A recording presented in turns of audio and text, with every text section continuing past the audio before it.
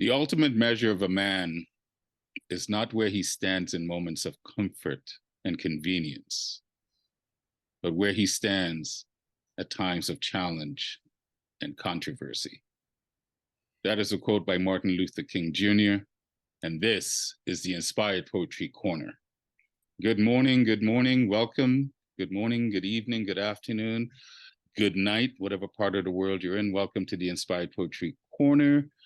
I am so glad that you're here this morning. It looks like you're all looking well and beautiful and nicely coiffed. Our friend Richard is pretending that he's sitting in a French cafe, drinking espresso and taking in the sceneries. So anyway, I hope you're doing well. I hope you're having a great weekend. This morning, we get together and celebrate poetry and to spotlight Nick, the man in, see, there's another funky background, right? We saved it special for the night. So we get to celebrate this brilliant young man and poet, and then supported by other poets. So for those of you that are new to the Inspired Poetry Corner, I say welcome. Thank you for coming. For those of you that are just here to listen and to support Nick, greatly appreciate it. And for the poets that's going to be supporting Nick today is the Not Ready for Primetime Poets. I always have to explain them because I get asked a lot of times, what is a Not Ready for Primetime Poet? And one person go, well, we're all primetime poets. I go, you are, but it's a play on words. Back in the day when Saturday Night Live was still good, they used to have the Not Ready for Primetime players. So I kind of stole that from there. So that's what that means. This is a recital. This is not an open mic show. So everyone here has been invited or wanted to recite. Depending on how the roster goes, sometimes I do try to get other people on, but we have a full show right now, so I want to give everyone a chance to show up. Some people will probably be late. This is like any other Zoom show in the sense of we all know how to play in the sandbox. We're all adults. Let's play nicely, respectfully. I do welcome all sorts of thoughts and so forth, but this is a place, Sunday morning, that's why I kind of call it, it's a Sunday morning kind of love. It's a Sunday morning vibe. It's kind of our church, and we use poetry as our pulpit where we get to express ourselves and the world and how we see things and all that. So it's always great when we can get together to celebrate in poetry. Anyway, once again, I'm grateful that you're here. We get to support an amazing young man that I came across in very early on in this Zoom journey when I had no idea that this existed, and just fell in love with his energy and his poetry. So I just thought it was fitting that I wanted to hear more. So this is why he's here this morning. So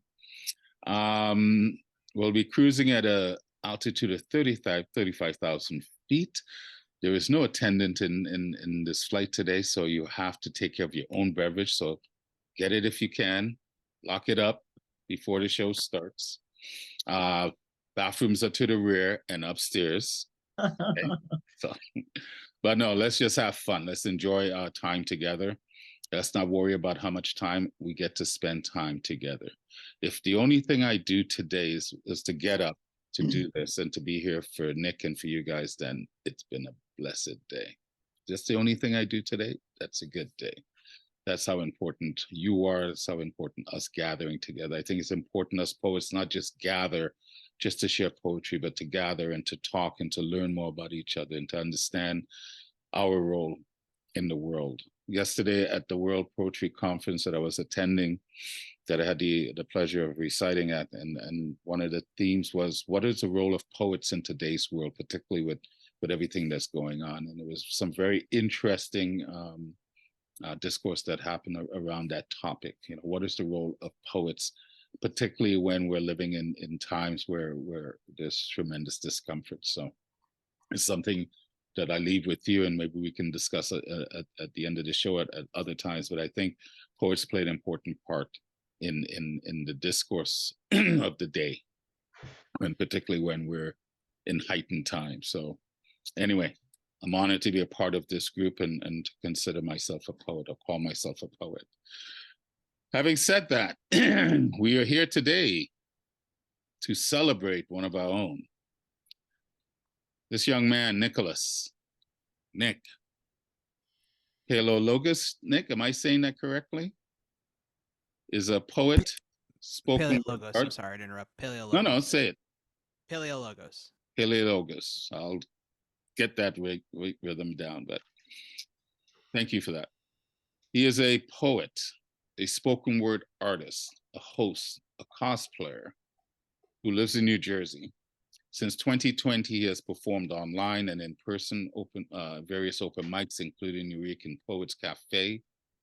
He was featured at the New York City Poetry Festival in 2021 and 2022. He used to host a bi-weekly open mic and workshop called Right to the Mic with the word is right. He's also facilitated workshops for OU group, Tumblewords Project and how do you say? Is it? I just lost it. Phynnecabulary. It's still Sunday morning for me. He's also worked and contributed to 3 different anthologies. His first book, Ad versus Reaction, is available for purchase through Red or Green Books. That's a publishing company by our friend Marissa. So this young man, I think, is well respected. Let me change that. This young man is well respected and liked by many poets. I myself have not seen much of him lately, but this is why I'm really looking forward to this today because I love his flow. I love his message. May not always agree with the politics in it, but the fact that he has the courage to speak and to share with passion and not trying to convince anyone of anything. At least that's what I take away. He just speaks it and then allows you to make your own decision. Anyway, ladies and gentlemen, all the way from New Jersey in the United States of America to our Zoom room here today, I present to you Nick, the poet. My friend, the floor is yours. Let's just hop on into this thing. There he is. Here I Look at the grays in your hair. I love it. am. I love I'm getting it. old. I'm getting old. Let's do this. Let's do this. Hi, I'm Nick. It's nice to meet you. I got a quick trigger as I take my mind and spit out sentences like they are menaces to society. I've been called the Jersey Jesus. Maybe it's my facial hair or how I let it flow through the air. Maybe it's how I carry my burdens over my shoulder. Maybe it's because I've died 1,000 deaths for my sins. Maybe it's because I beat myself up too much. Maybe it's my blood from my wounds that has flowed to become ink that salts the earth. I don't know. I have been called a prophet who raises the voices up to the platform so we can all eat at the top. It gets lonely up there. And I've sunk into sultry sea depths, swam with sea urchins to know I can't hang with the sharks. I've been beaten and bruised, been hooked on lines and sunk even lower into the depths of the unknown. And to still have an ounce of kindness is in me is a miracle of its own. I have starved myself up on my own cross, emaciated dreams. I don't preach what Jersey Jesus should do. I preach what you should do. How you can better yourself. How you can be the best version of you. How you can feel my pain. And I don't ask for sympathy or empathy. I ask you to listen. I have drowned enough in liquor to fill a whole ocean. Woke up as a fish with knowledge that I was better off with the dolphins. I again ask you to listen. These next minutes will change your life. I am so rusty. We're doing this thing. It is good to be back. Holy crap. I haven't been around in a minute, you know? I've been very backed up and everything, with what I've been doing and everything. So it's been a journey, let's just say the least and everything. And I'm glad to be back and to see all y'all and everything too as well. I haven't done this poet thing in a while. I'll get to more of that in a little bit and everything. Um, what was I gonna say? I got a bunch of poems for y'all. I think about 9, 10 more is more than enough to suffice. But we're gonna see how it goes and everything. I'm trying to keep it under the 25 and everything too as well. So we're just gonna go into the next poem and everything. Um, this one I've been editing a little bit. So this one is actually a new one, actually. So y'all get to hear some new shit. It's titled Past Crimes, Present Day. If you expected me to say something very cliche, not this time. Not this time at all. I'm sick of reading about murders from war, from famine, from greed. Blood money along the rivers flow to the greedy hands that swallow whole. It gets nauseating to read, to see, to hear, to hear. Defeats the soul. Extermination whole of the folly that isn't jolly with the holiday season around the corner. Being fortunate isn't enough to suffice. There must be more. More shovels in the gears of the very machine that hearkened the plague of violence. Unnecessary bloodshed from Palestine to Libya, from Turkey to Armenia, from Germany to Greece, from the US to Brazil, from the north to the south, from the west to the east, from each corner. It needs to stop. Souls can only take so much.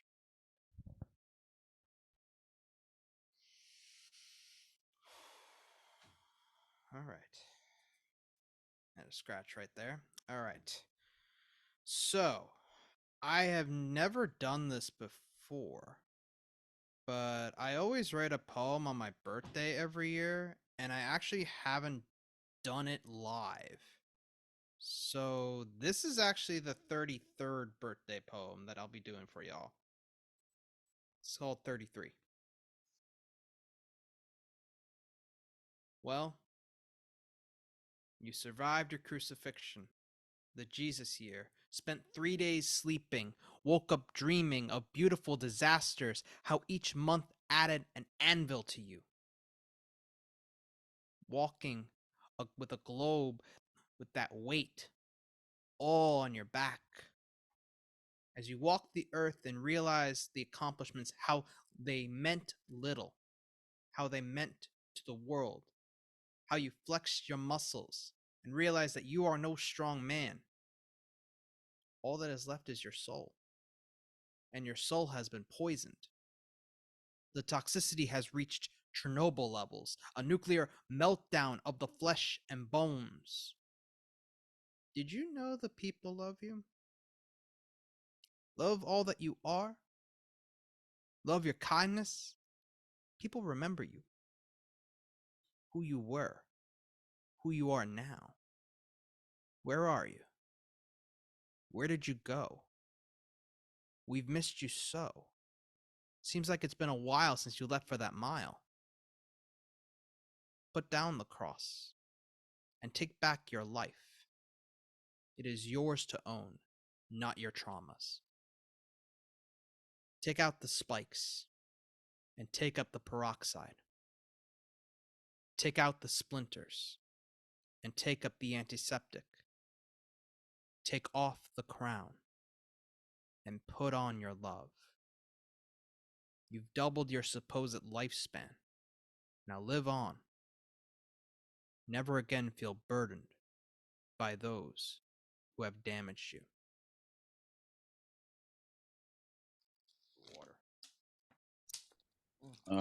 Can I interject just real quick? Yeah, what's going on? You can't hear me? No, no. You said you're rusty? Yeah. Yeah, okay. I wish I was that rusty when I was rusty. Okay. Well done. Keep going, brother. Keep going. Jeez. Let's get going. Yeah, I like I said, it's been a while, but I've been practicing a little bit. I actually had some vocal training not too long ago. I took an acting class, so we'll see where that goes and everything. All right, so This one is another one that I have been working on. And it is a bit of an older one, actually, of mine. Not too old, but it's a little older one. This next one is called Mannequin. Take my body. Nail me up with strings and screws. Put marker on the face. Make it pretty. Contort my body in a way that hasn't been done before. Watch tendons tear, muscles spasm, bones become rubber. Make it dance. Make it a Frankenstein. Turn it cybernetic. Copper becomes android. I haven't been to Detroit, so I'm not becoming human. From XL to medium with sprinkles of anorexia in between, chiseled plastic into an incomplete creation. It took 20 years to sand and sculpt, removal of the bits and pieces. Watch out. You better not eat 1500. Caloric intake of tops 1000. All the compliments won't matter if the reflection speaks ill. Mirror, mirror on the wall, you aren't the prettiest of 'em all. You aren't the Prince Charming amongst the Snow White. You aren't the beastly. You aren't even beastly enough to get the rings of the bells. You aren't the Herculean standard society set. There is no chime in your smile, no charm in your eyes, just a hollow mannequin praying across the strings to gods that don't answer prayers on Sundays. Break the mirror all you want. The voice don't shut up. Maybe your reflection isn't pretty. Disguise your shit all you want. Lipstick won't look good on you. Let alone makeup can't hide your scars. You aren't pretty in person. The picture could not be more diluted to those statements.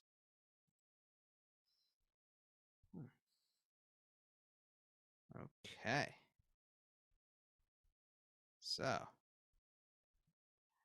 this one is going to take a little bit of a turn, actually. That's how I always am with life and everything. So,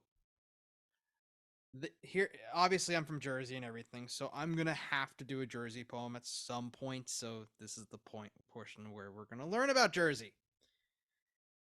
So this one doesn't even have a title, so we're just gonna go into it. When someone says I'm from Jersey, the translation is "This is where I come from." We debate over Taylor ham and pork roll, Bruce versus Bon Jovi, North versus South, the shore points that are the best, where we can actually find the devil himself, whether it's the gates of hell that are in Clifton or in the Pine Barrens. Where we come from, if the smog don't kill you, the cold looks do. And if that don't, the swamps will get you. And if that don't, the taxes and rent will. Here's where we say it's brick outside. Translation, who the fuck told God to lower the thermostat? This is the state that Bennies and Shoebies come to invade spaces of sand and leave parking at a premium for us. Hope you like $40 parking lots. Did you eat yet? Is G yet? The lingo is only part of us. The seasons are actually 12 seasons as opposed to the 4 that people are probably used to. It goes first winter, don't buy the heat wave. Second winter, fake spring. Third winter, the pollination, the monsoon. Actual spring, Satan's doorstep. Actual summer, the leaves, and fall. Global warming is a thing, just ask us about it. We experience all seasons in a day or in a week. Did you know that disco never died here? It's in the form of fries. The substitute for therapy because healthcare is expensive. Our state bird is the middle finger, and the fact that we have three of the most dangerous cities in the US from Camden to Newark, not Newark or Newark, it's Newark, and Patterson, we're just built different. Don't get me started on the highways. 65 is just a suggestion. It's Mad Max and Fury roads are everywhere. See, this state, you'll hate it when you're here, and when you leave it, you'll love it. But damn it, it's home to me. And one more thing. No one here says Jersey. It's New Jersey, the Garden State. And I am amongst the many flowers that have bloomed.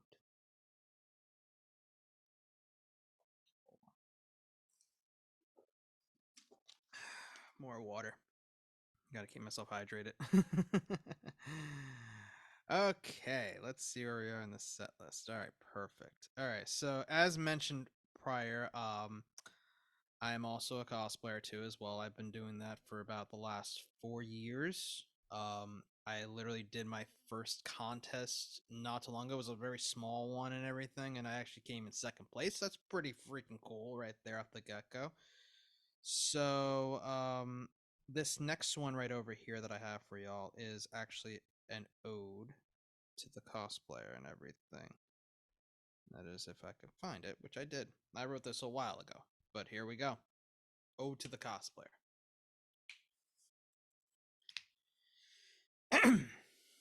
We disguise ourselves in makeup and costumes, pop up our day jobs, take in the water in our sweat. We are aquatic and fire. We are soul reapers and eaters. We are pop culture.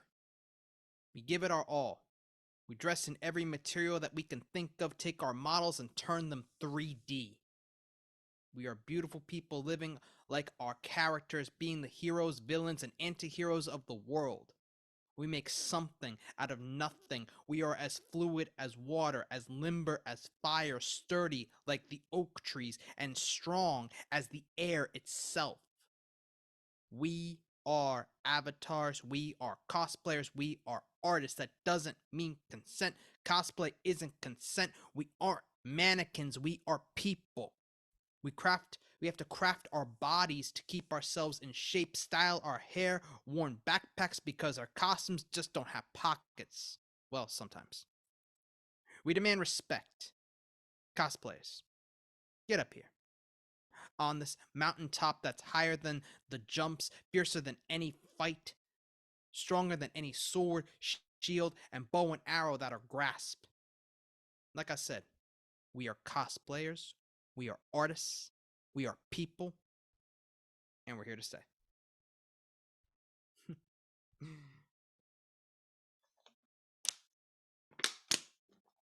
More water.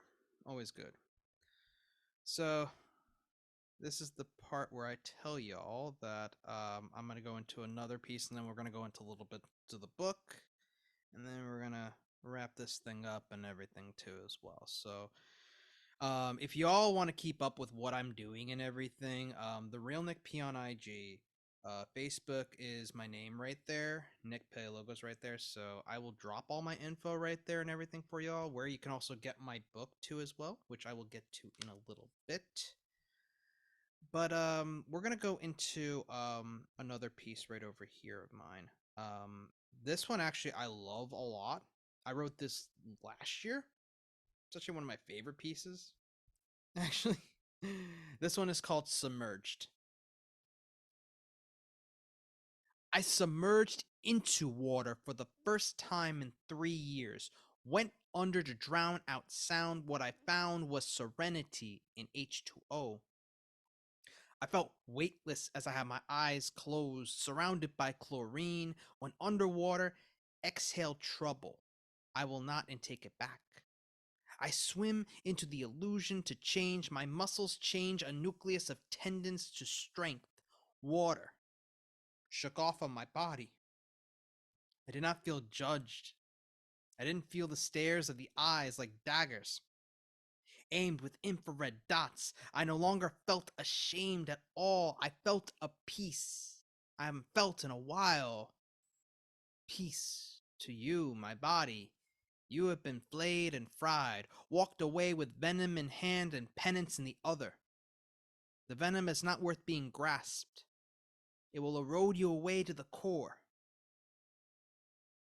Reconcile with your soul. For you, body is a unity with this soul. Until we depart, let's submerge again in between the oxygen and hydrogen to emerge a whole new person with clarity above the chlorine. Okay. All right. So, this is my baby. I love this baby. This is amazing. This book right here. This book is pretty cool. It's Adverse Reaction. Should definitely get a copy. Hold it up right to the camera, Nick. This is it. Push it out. Yeah, there we go. Right there. Yeah. I don't know if you could see it with the background. And the glare too as well, because it's also like 10 o'clock in the morning over here. Oh, there we go, right there. Yeah, there we go, right there. There it is. Yeah, see, there it is. That's my book. That's my baby. So if you want to get a copy, you could DM me. You could get the Red Agree Books. DM me is probably easier because I still have plenty of copies and everything, and you get a signed one too as well.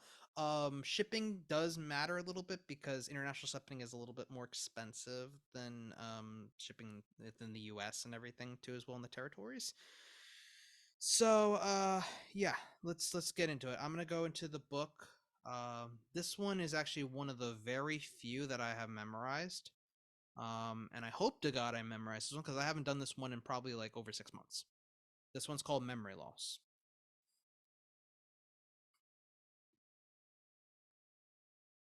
I got drunk off a dictionary. Mix and mince rhymes with dark arts.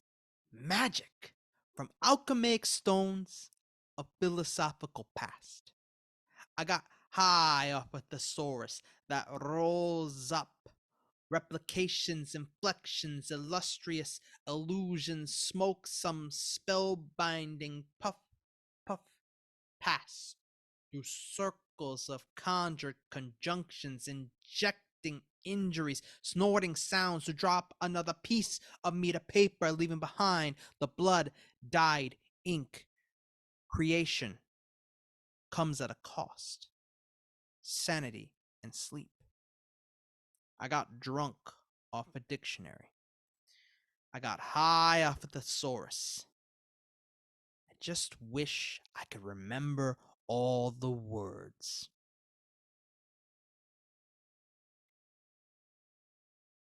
Yay. All right. So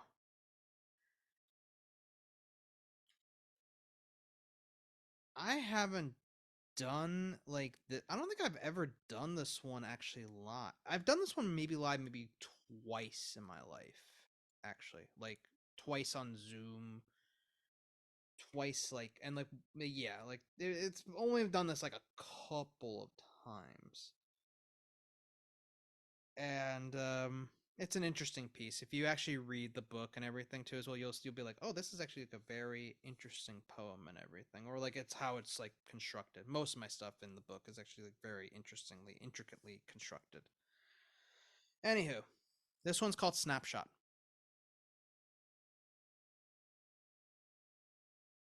When you see my pictures, you might see a face of peace, or a face of what is my purpose. I wanted to be lavender. I was a weed uprooted. I wanted peace. All I got was a piece of the pie. I want the whole thing. A picture doesn't always speak 1,000 words. It speaks without mouths moving. Snap chit chat about it. Save it to a book. I have many reasons to smile. If you are one of them, thank you. If not, there is a reason you are not around. The atmosphere that is my life.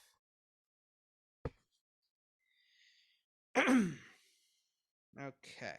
So I got time for maybe 2 more, and then I'll be at the 25 minutes because I want to hear what you all have to say too as well, because it's been a while since I've also heard you too. So we're gonna go into this next one, which is also one that I haven't really done in a while too, and it's actually a piece that I love. This one's called "Remember Me When I Transcend." When I die, I want you to know it is not your fault. It would be my own hands that dig my grave and bury me 7 feet under. I won't be taking my riches with me. My soul won't stay stagnant. My poetry will overflow out of these pages. At least I hope. I am the holder of my own keys to my own gas-fueled fuckery, with my pedal to the floor of my machine, of my vehicle. I speed race to Fast and Furious that one day will kill me. I want a true principle that school never taught me. I need a belief that doesn't kill others. I would love to hold someone close to me. I have accepted that I will eventually go out as either a martyr or a devil. It's going to be how I am perceived when the sun touches the earth on that fateful day. I hope I am recognized as a poet. Okay. I'm just going through all the comments right over here. There's a lot of awesome ones. I love it. Thank you all for coming out tonight. It has been an honor and a pleasure to do this again. Roll, I really got to thank you for this. This has been amazing. But it's time to wrap this last one up and everything too as well. And what is the best way to do it than to do another new one? So this is a new one of mine, and the title of this one is called "Before I Self-Construct." Just close your eyes. Feel rhythm in your blood. Let it flow. Let it course. Let your troubles be tendencies that resolve. Don't break your bones on the Catherine wheel. Roll. Roll towards destiny. Leave hell on a warpath and just go. Let your tears be nectar that nourishes the buzzing hive that surrounds. Let yourself be vulnerable. Tell the honest truth about how the broken mirror tells the complete picture. Let yourself down. Fall by the wayside to the rancid. Emerge. Emergence is imminent. Immortality isn't gained in a day, it is gained over a lifetime. Live a little. Let your hair down. Open your third and fourth eyes as you break fourth walls with pens. Pleasure is earned through the trials. Pain is a receptor that redistributes at tenfold. Let your octaves be at 10 decibels. It's okay to be hurt. It's okay to be in pain. It's not okay to self-destruct. Self-destruct, as I have done.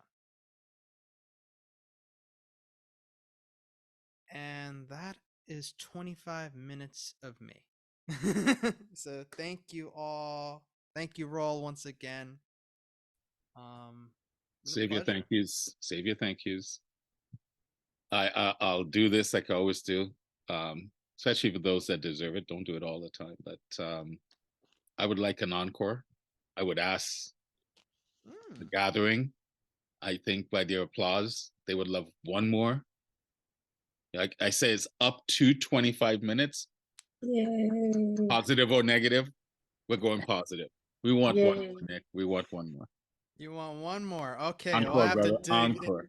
I have to dig into the drums a little bit. Let's Dig go away. ahead. Let's dig away into Dig it. Let's away. read it. Well, you all want an encore. All right. All right, Pocon had the right, or not Pocon, D. Allen had the right idea. Excuse me, I'm reading the comments right over there and everything. I'm like, so D. Allen had the right idea. All right, encore poem. I'm taking you to church. Welcome to the Church of Poeminality. We accepted everyone here, unless you are an oppressor or you have any of these diseases. It is not limited to xenophobia, racism, sexism, homophobia, biphobia, transphobia, misogyny, and any other hatred of our human race. We have services available to rehab those behaviors. If you or any members are inflicting any harm, you will be booted out faster than Des Bryant throwing up the X after a touchdown. The matrimony is prose and poetry. We anoint the sick with the oils of our ink. We are baptized and confirmed in words. Our ordained ministers are the hosts. We don't do communion here. Community is enough. Our columns have poetry all over them. Our scriptures are poetry slams. Our hymns are free verses. Our windows are stained glass of poets of the past and present. Our scaffolding states, you are worth it. No confessions here. Our work is all we need. The debts to be paid is to yourself. You owe yourself love and to properly tell your story. If you cannot pay, we will work with you. Anyone can attend the Church of Poeminality. Just be brave, be vulnerable, don't be hateful. Most of all, be yourself. We look forward to having you here. And if you are new here, then we all say, I'm taking you to church. The church isn't a building, though. And it's every open mic you've ever been to. Ugh.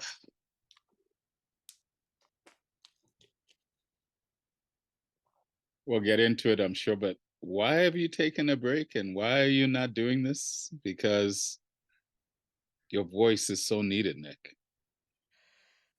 Well, a mixture of I was getting so burnt out from doing many open mics. I was doing a lot of open mics at one point and everything. I think at one point I was doing like 10 a week at one point, and it was just like to the point where it's just like you really need to take a break, like, and breathe for a minute, because like, and I was also looking at my like more recent works and everything too, and I'm like, this is doesn't have the same like soul it has into it. So it's like you need to like work your other side of your brain, which is building things and everything too as well, and eventually come back around to doing more poetry stuff and everything too as well.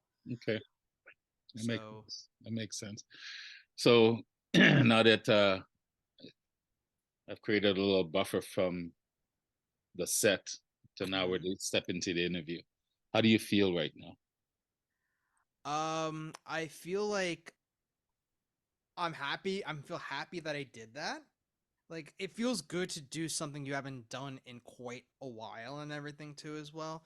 Um I feel more like at ease, relaxed, like it feels like I kind of like put myself up upon a cloud and everything, and I'm just chilling right on the cloud and everything. Like I'm like this. Nice, nice, like, nice. Yeah, because I think I spoke to you. Can't remember. I think we spoke just after you. I noticed you weren't even hosting anymore. yeah, Right? And I yeah. knew you had some stuff going on in your life, and then you just kind of dropped off. And but I understand that because it becomes if you especially if you're doing a lot of open mics plus hosting as well. Mm-hmm. And for the other producers out there, it takes a lot when you host, and people don't realize how much you put into it. So it takes a lot, and then trying to keep up with the open mics. But man, for myself personally, just from a selfish standpoint, it's just so good to hear your voice again. And yeah, in your head, and you're gonna go back, oh man, I was rusty and I was babbling here and but no, I embrace all of that because you're just being Nick, and you haven't recited in a while, you haven't done a feature in a while, and yet you still knocked it out the park, dude. That was brilliant. Your voice, you find a balance and come back. I'm I saying it. definitely do. I I'm saying definitely it do. selfishly, right? I'm saying it selfishly because I was just making a. I didn't write which poems I got the lines from. I was just writing the lines that, starve myself on my own cross. Mm-hmm. Um, from each stop, souls can only take so much. Mm-hmm. Um, the last poem, I've heard the church one before, but we don't do communion. Community is enough. Like, just brilliant lines, Nick. So, what's your process? Like, how do you write poetry? Like, what's your process to from the thought to that finished product? It goes in multiple different directions. My most preferred one is just like being in like a quiet room away from everybody and just like let myself think and just be, and then I'll come up with a great idea and I'll be like, write that down right away. Although the worst one that I will say, that one that I don't like the most, is like coming up with, is like you're going to bed and like it's like whatever time it is, and then you're like, here's a great line and everything, and I'm like, you gotta be kidding me. I can't do this. Like, I can't stay up till 4 o'clock in the morning making a poem. Like, literally, like what happened last night is like I'm trying to get some sleep and everything too as well. It's like 2 o'clock in the morning, and I'm like, you have a great line here. Write this down. Mind? I'm like, I need to sleep. I need to sleep too. Like, come on, and everything. And this has been happening to me like recently too as well. So it's like it's starting to come back a little bit, you Hmm. know. So Hmm. it is starting to come back. It's there. It's just like it there's a few things that had to happen. It also helps when you like I took a voice acting class over the last like month and everything too. So last month, so I've been starting to like apply for like other like voice acting roles, and Oh, we'll nice. see where that goes and everything, you know. And obviously that's been taking up my time, but hopefully it'll I'll come up with something and everything. So that's like also helps me out with my training too as well. It's like it's also how you recite it too. Right. Like it's one thing to write it down, but it's another thing of how to like speak it and like Yeah. learn how to like where to hit your words and that sort of deal and everything too as well, and motion too as well. I like to have like motion with like when I speak and everything too as well, so it helps me with my memorization process and everything too as well. Nice. So yeah, using my hands and my body and everything too as well. you know So you're a proud Jersey boy, right? yes, I am a proud Jersey boy. So Bon Jovi or Boss? I have the boss's birthday, so it's just it was destined at birth. It's Bruce Springsteen.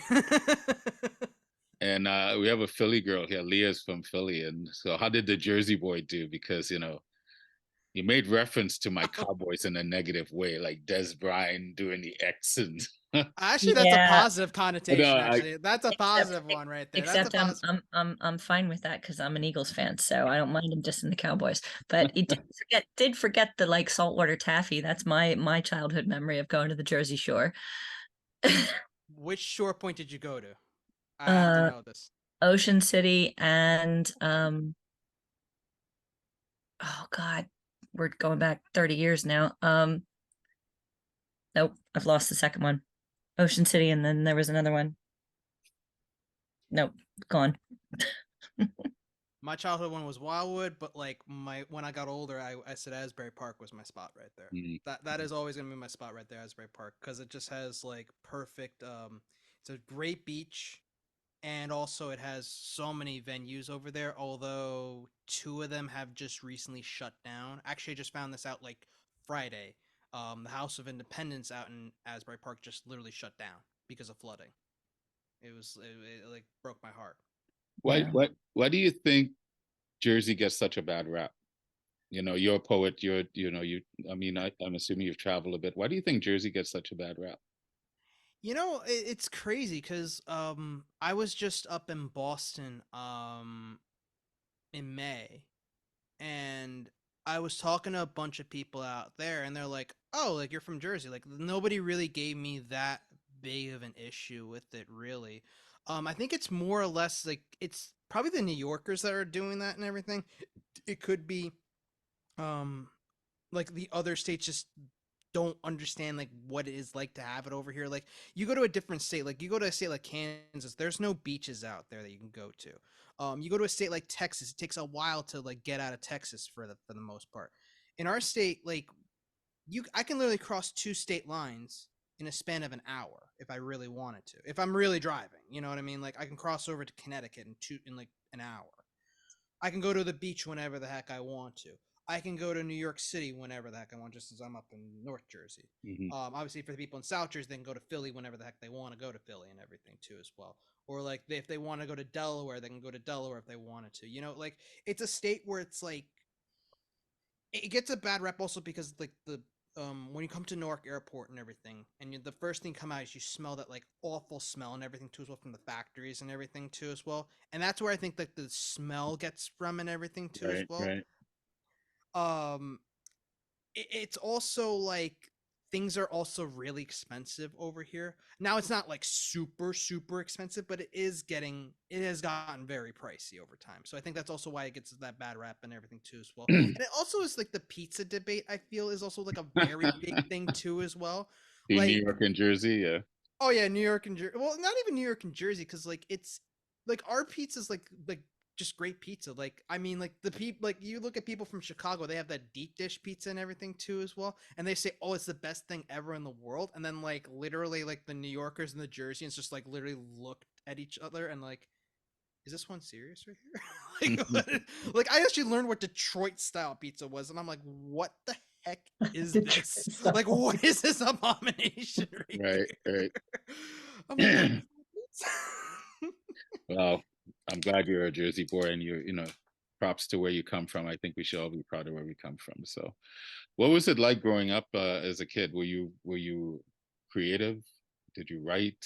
Or like what was your childhood like? So, it was more of like be outside and like experience life and everything. Like I like play some sports and everything too as well. Like of course I had my creative side always in my head and everything too as well. When I was younger, I oh man, here we go. We go to the Yeah. pizza. Stop reading the comment. Oh boy. To tell you the Uh, host, he's reading the I'm reading. I'm like, oh boy, start. I don't mean to start wars, but comment. over pizza. But uh, like growing up, we like we didn't have like the phones and everything too as well. So we were like we had to be outside a lot and everything too. So I was outside a bit. When I got a little in my teenage years, I kind of stayed a little bit more indoors and everything too as well because it was just like I wasn't really that sociable of a person. Hmm. Hmm. Obviously, I'm not the person who I am today than I was when I was like 15. That's like 19 years. Yeah, like 19 years ago. I had to count back. That's almost 20 years ago. Holy crap. Um, and as I got a little bit more older, I started to go out a little bit more again, like how I used to, and everything too as well. So, you know, I was like the typical run of the mill teenager and everything too as well. I got into like punk rock, like pop punk, like when I was like in my teen years, and then I started getting more into punk rock and everything too as well. And then I started to get more into music and everything too as well. And then Right. my mom took me to like one of my first concerts and everything too as well to go see Springsteen, ironically enough. And then my next concert right after that was Nine Inch Nails and Jane's Addiction. So I was like, well, we're just gonna go right into this concert scene, and then that spawned literally everything else that has happened in my life and everything, Nice. you Nice. know. So and I've worked in music in the music scene for a bit in the local scene actually too as well. I gotta say, like, our local music scene is like really good. It's just the fact that like the venues have just, like I said, like the House Independence closing down and everything. Now it's like you know, there's not as many spots really to play in, you know, Yeah, a to lot as of well. Like, places are closing around period. Yeah. So yeah, it's not just here, like too as well. What I've been learning, it's like it's just like everywhere else, and like I don't want to do stadium shows. Like I don't yeah. like stadium shows. Um, I don't like the big arena sort of thing because it takes away that sort of like intimacy that, like, you know, when you go to a venue and everything too as well. Right. Like I was down in AC, ironically enough, in I think it was like June. It was my friends had opened up for 311, so you know, like I was at a big festival and everything too as well. Like, you know, it's fun, but it's like, eh. Too big. Yeah. Yeah, I can honestly make do without it, really. Well, I got a couple more questions for you, and appreciate you being open and honest with us. Mhm. Yesterday, I was at the World Poetry Conference, and like I was saying earlier, one of the principal themes was, what role is a poet? What role does a poet play in today's society? What do you think the role of a poet is in society, and particularly when the perceived discomfort is so harsh these days? It seems like there's lots going on the planet, not just in America or Canada, but around the world, right? Mhm. So, from a poet, as a poet, what do you think our role is in society? So our role is very important in everything.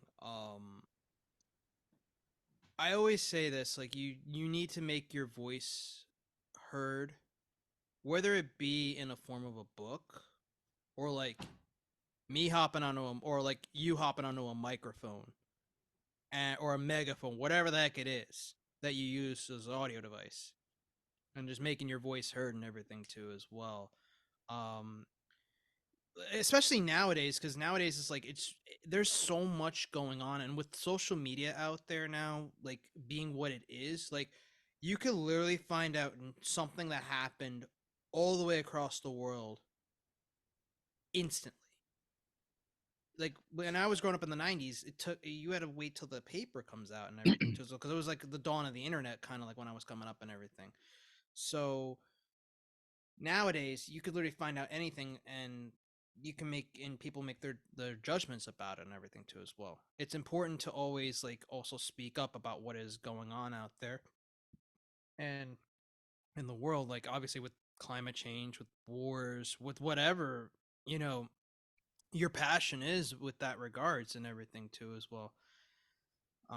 It's important to always like have your voice and make it heard, because like one voice that rises up, you know, 100 will follow you. That's how I always look at it. If you speak up, there's probably gonna be 100 people that'll probably follow you real Yeah, quickly. yeah. Yeah, you're giving them license to do the same as well, right? Pretty much, yeah. Yeah. Whether it's good or bad, doesn't matter, Mhm. right? No, I think that's so valid, and it's just to speak your truth. But you're right. There's so much information out there right now. People don't know what to believe, and I think, one of the reasons I love doing the show and watching other people do shows like this, or whether it's just poetry or conversations, Mhm. is to give the average person a platform, a voice. I'm just so tired of seeing celebrities and people we deem to be special being interviewed and asked about world opinion, like somehow the Kardashians know how we should live, or they know about foreign policy. So I always think it's important for the average, the everyday man and woman to have a platform where they can speak and share with each other, and for the others to value what they have to say. Um, so I appreciate that answer. Um, what does family mean to you? Um, Family. This one's interesting right here. I I say family is probably the most one of the most important things. A part of it, a part of your life. It's always important to have a good support system, and whether that be from, you know, relatives or even your friends, really, for that matter, that like you've known for years. You know, I always don't use the label of like, you know, just because we're blood means we're automatically family. I always say that your family is the people that is in your life constantly, that supports you, doesn't degrade you, and isn't like, you know, trying to bring you down, that sort of deal. Mm-hmm. You know, um I always say this, like, whoever comes into your life, and if that person has that impact on you and sticks around, and that person's there for your life, man. Like, I have friends that I have no, like, actually it's crazy because, like, in October I was at a wedding for a friend of mine who I have known now 7 years now. Yeah, this is now actually more than 7 years. This would be 8 years now. And actually, I believe it would be this month. This month would be 8 years. I've known like quite a bit of people, like in my group and everything, like that I've worked with in music and everything too as well. Um, and they've stuck around. You know, we stuck around each other for through the thick, through the thin, Right. through our good times, through our bad times. You know, it's those types of people that come into your life, like I said, and that stick around, make an impact on you, that and will always support you no matter what. Even if you have like the dumbest idea in the world, they will go with your idea. They love you enough to go with it. Exactly. Well, it's like that line from one of your poems you just read. There's a reason why you're not around the atmosphere, right? Yep, from Snapshot. Yep, Yeah, that's yeah. the poem right there. Yeah, I like that. Last question, my friend. If God does exist, and when you arrive to the pearly gate, assuming you're going to the pearly gate, but when you get there, what would you want God to say to you? I want God to first say, "The hell is wrong with you?" I'm kidding.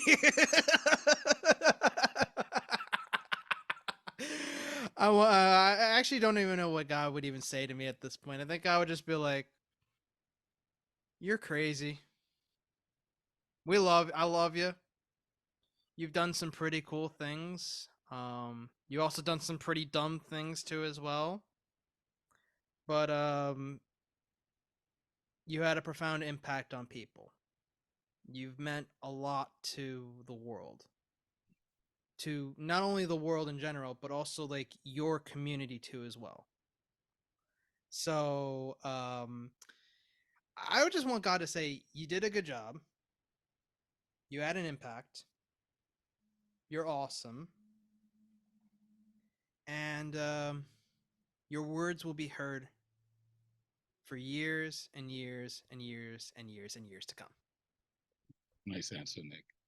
Well, I am not God, but I can safely say you've had an impact. You've done a great job. You didn't just entertain us, but you inspired us today. I'm so grateful that you chose and you accepted to do this feature how many months ago when I asked you. Um, yeah, you know, I think you were the first one I heard when you said when a new poet came up and you go, one of us, you're definitely one of us. Your voice is missed, Nick.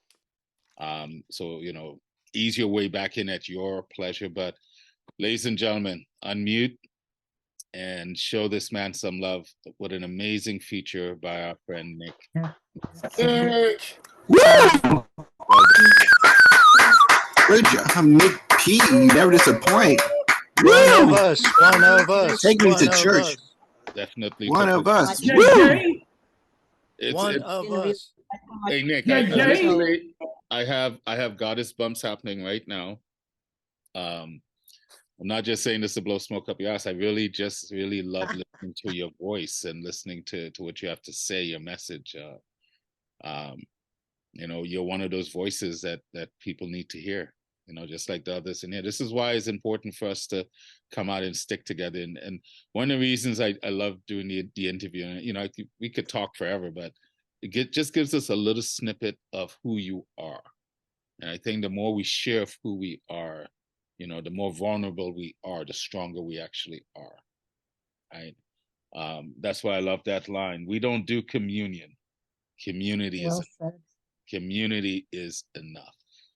Brother, I love you. I thank you for this honor. Well, give him another hand, guys. Give him another hand. Well done, Nick. Well done. Well done. And for all the other producers out there, or those that know producers, drop a little whisper in the air about getting Nick to feature more and getting him back out, and you know, just to hear him, because I love how you deliver your poetry, and I agree with you. It's one thing to write it, but it's another thing to recite it, to speak it. That's, spoken word, to bring it to life from the page and put it out into the ethers for our ears to hear. So anyway, brothers, sit back and enjoy and bask in the moment. Read the comments. There was a lot of beautiful comments, although you might have pissed some people off about the Detroit thing, but hey, can't make everyone happy. All right, ladies and gentlemen, we'll continue the show on from brilliance to brilliance. We're going to start off, excuse me. We're going to start off with the not ready for primetime players. Is Alexandria here? Oh, yes, she is. I wasn't sure for a second because once everything goes back from Spotlight, I have to reorganize. Where's everyone? So I'd like to start off the not ready for primetime players with our tradition of having Alexandria start us off with her beautiful poetry. The mic is yours, my friend. Thank you. Thank you, Nick. Oh, can I share the screen, please? Yeah, I forgot to set that up earlier. There you go. Nick knows that I always tease him because he has the surname of the last Byzantine emperor. Yeah, I saw that comment just. Yeah, and he doesn't speak Greek, so I kind of tease him all the time about it.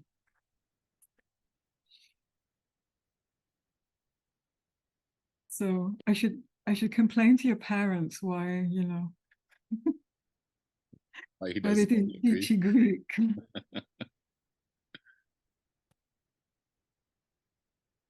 So the reason I said that is because I'll read this poem in English and then I'm going to read it in Greek as well, just to make it a little more multicultural. It's a short one. It was written in 2001. Flying 2. The flying is high. The flying is high. The flying is the highest. It lasts forever. Take me on the turquoise horse, over the hayfields, into the sun, forever. High mountains, flying right, no crash landing.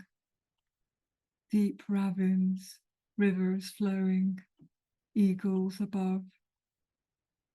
Taking me on the turquoise horse. Love, freedom, poetry.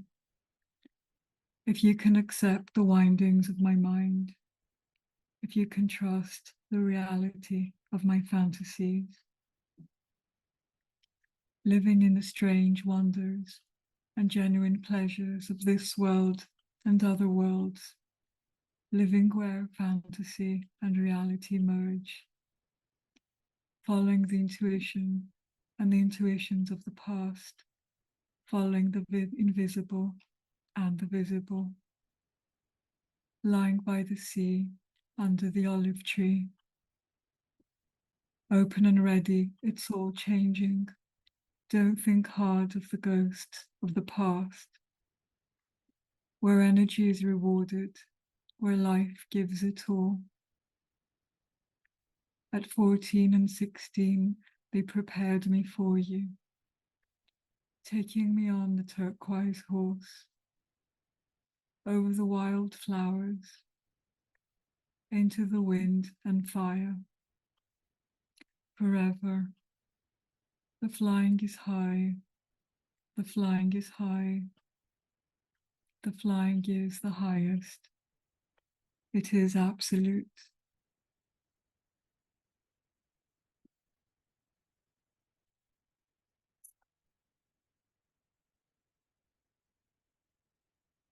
Πέταγμα 2. Το πέταγμα είναι ψηλά. Το πέταγμα είναι ψηλά. Το πέταγμα είναι το ψηλότερο. Διαρκεί για πάντα. Πάρε με πάνω στο τυρκουάζ άλογο. Πάνω από τα στάχια. Μέσα στον ήλιο. Για πάντα. Ψηλά βουνά πετώντας σωστά, χωρίς ανώμαλη προσγείωση. Βαθιά φαράγγια, ποτάμια που ρέουν, αετή ψηλά. Παίρνοντας με πάνω στο τυρκουάζ άλογο.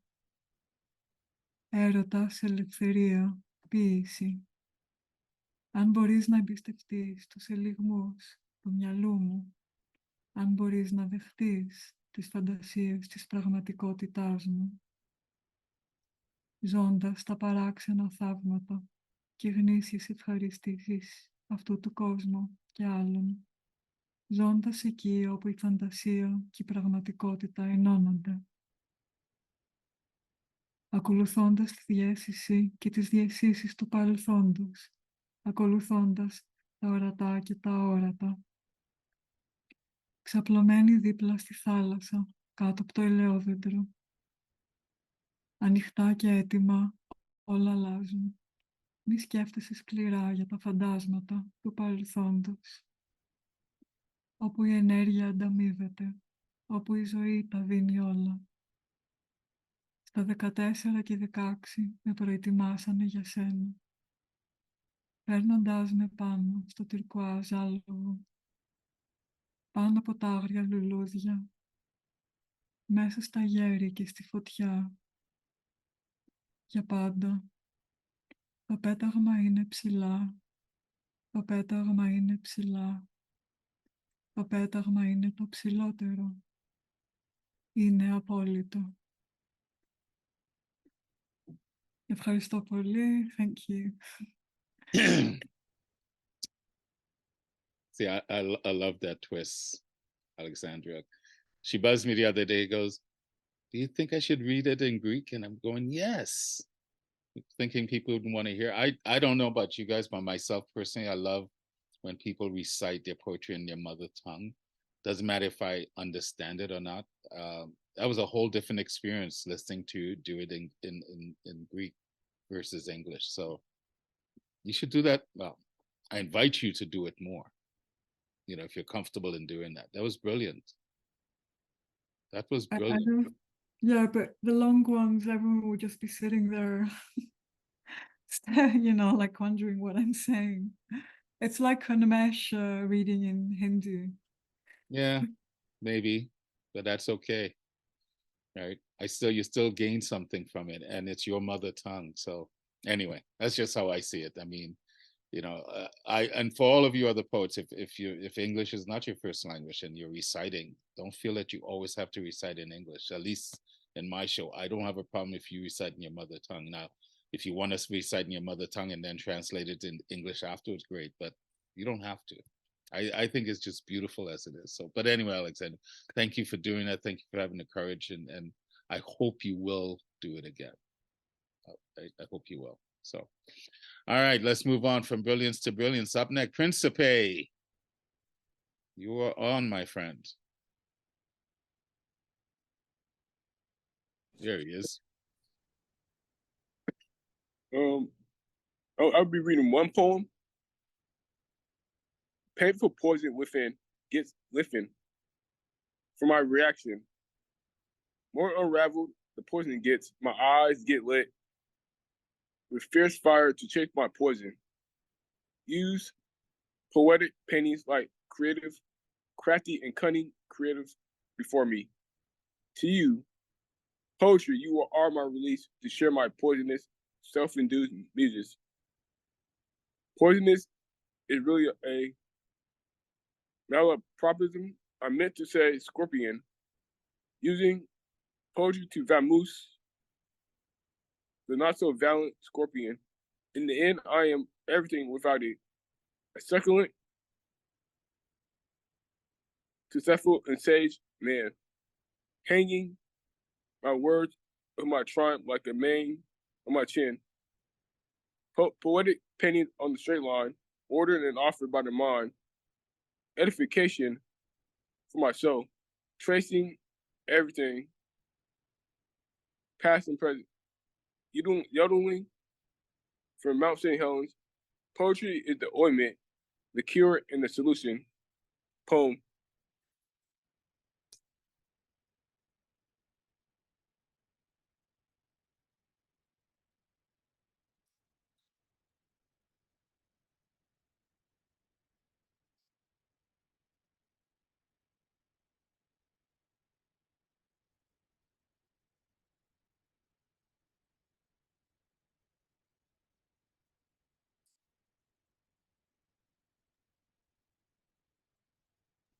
There's a reason why you can't hear me. I forgot to unmute myself. I'm talking and I forgot. Have you? I know it's funny. Have you recorded that piece, Principe? Oh, not yet, no. Because Finn, I was going to write the line down, and Finn wrote it down. Using poetry to vamoose the valiant scorpion. That's a brilliant line. Well done. Thank you. Recorded and posted. I like that piece a lot. Thank you for that. Well done. Are you feeling more comfortable reciting? A little bit, yeah. Yeah, keep doing it, brother. The best way to do it is just keep practicing, and give him feedback, guys. Give him feedback, because he has a big dream, and he wants to be known for his writing. So let's help him. All right, brother. Thanks for being here. Thanks for your continued support. All right, up next, all the way from India, Debut. My brother, are you there? Hopefully you have a good connection today. Debut. Hello. There you are. Hello. Am I audible? Yes, you are. Oh, wonderful.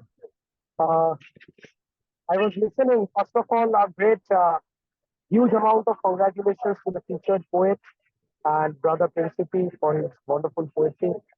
I'll just read a poem today. The name of the poem is Drugged Shell. It just got published as a poem against drug abuse from Nigeria, Africa. So I just want to read the poem to the audience from around the world. The name of the poem is Drugged Shell. I have never been into drugs, don't know much about them, but heard some names that infect, that spirits to the fore. Keep one glued to like the love of one's life. Turn self moving in intoxicated steps, thinking of flavored dreams, gray clouds all over the sky. The sky, the mind, the clouds, the thoughts. I have an elder brother, cousin though, but a loved one. A playmate of childhood, someone who elated me, times of spent adolescence in rainbow colors. He had a lonely childhood, working parents, money galore, emotions nil. Lost in thoughts of his own, he moved to paths of pleasure, rainbow dreams through prisms. 1, 2, 3, and counting, and at last stepped up to drugs. Loneliness transformed to intoxication, deeper than the Pacific, violent than the Atlantic. Speed, and crash. Broken backbone, broken self, broken family, and broken heart. Blank sight, moving in and out, in colorless dreams, gray lens. A long time indeed. My elder brother lost in rainbow past to drugged hours. I came to know of drugs, some of their names too. Only I had to forget my brother. Thank you. Thank you, Debut. So life is your drug.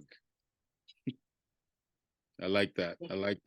I don't know about you guys. Get to know this young man. He's doing a lot of brilliant things in his part of India, and it's like he's constantly on the go and promoting not just poetry, but just our humanity and why it's important for us to just be good, ethical people. So I do follow you and I pay attention. So thank you for who you are and for coming here today. We are honored to have you here. Thank you. All right. I'll see you soon, brother. All right, up next, Neil. The mic is yours, my brother. From brilliance to brilliance. Thank you. I hope everybody can hear me loud and clear. Yes, we can, sir. Thank you. The first, I'm going to do 3 short ones. The first is titled Airport Goodbyes, and either I've been doing a lot of that recently or about to anyway. So Airport Goodbyes. The barricades get in the way, designed to deny entry to the hangers-on, to the endless entourage, the giggling groupie gatherings that swarm around rock stars.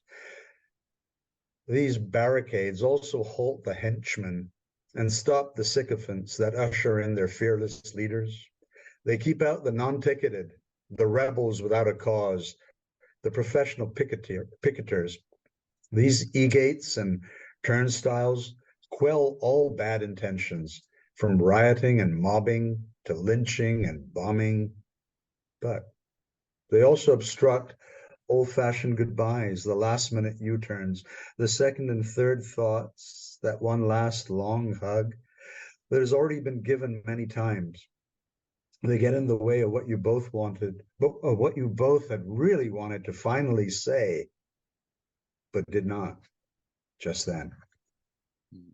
And the second one, we just had the festival of Deepavali, and I did publish this on my Facebook. And to those of you who made comments, thanks a lot. I appreciate all of them and the greetings. So this is a very short poem called The Valley and the Deep. And Deepavali actually is a conjugation of two separate words, deep meaning light or lamp, and Valley meaning a row or line. So put together, that's a line or row of lamps and lights. So here goes. May you always keep the flame alive. May you always keep the flame alive in your home and in your heart. May all good things come to you. May the row of lighted lamps help you prosper in their glow. May you learn the light of truth. May you know the light of good from the valley and the deep. And the last one, considering that Thanksgiving is soon going to be upon us, I'm going to read a poem I think some of you have heard. I read it out on another poetry circle, but I think it's apt in terms of timing. And this is a poem that probably took me close to 50 years to write. It kind of took me back down memory lane to when I was a kid in upstate New York. And at our Thanksgiving pageant in our school, I got to play the same role every time. I was cast as the Native American Indian. And I looked enviously at my more, well-dressed classmates. So I guess it stuck in my mind, and here's the poem. It's got a serious undertone, though. Thanksgiving. To the pilgrims and the deep-rooted, the plunderers and the looted, to the half-naked and full-suited, the loud and the muted, to the inquisitors and the persecuted, the broken, the reconstituted, to the believers and the deluded, the extroverts and the secluded, to the heathens and the baptized, the in-crowd and the ostracized, to the novice and the canonized, the overlooked and the recognized, to the parishioners and the pontiffs, the Robin Hoods and the sheriffs, to the defendants and the plaintiffs, the aides and their bailiffs, to the generous and the miser, the foolish and the wiser, to the serfs and the Kaiser, the advised and the advisor, to the cautious and the careless, the skittish and the fearless, to the selfish and the selfless, the hirsute and the hairless, to the students and the proctors, the patients and the doctors, to the audience and the actors, the employees and directors, to the traders and the patriots, the locals and expatriates, to the helpers and employers, the bankers and the lawyers, to the prey and the predators, the reporters and the editors, to the electorate and the senators, the indebted and the creditors, to the elders and the youngsters, the sons and the daughters, to the maters and the paters, the brothers and the sisters, I can say only this. Whichever ship you've sailed on, whatever voyage you undertook, with tailwinds that favored, or stormy gales that hindered, whether your course was linear or an odyssey of detours, be thankful, be grateful for the safe passage that you've had. Thank you.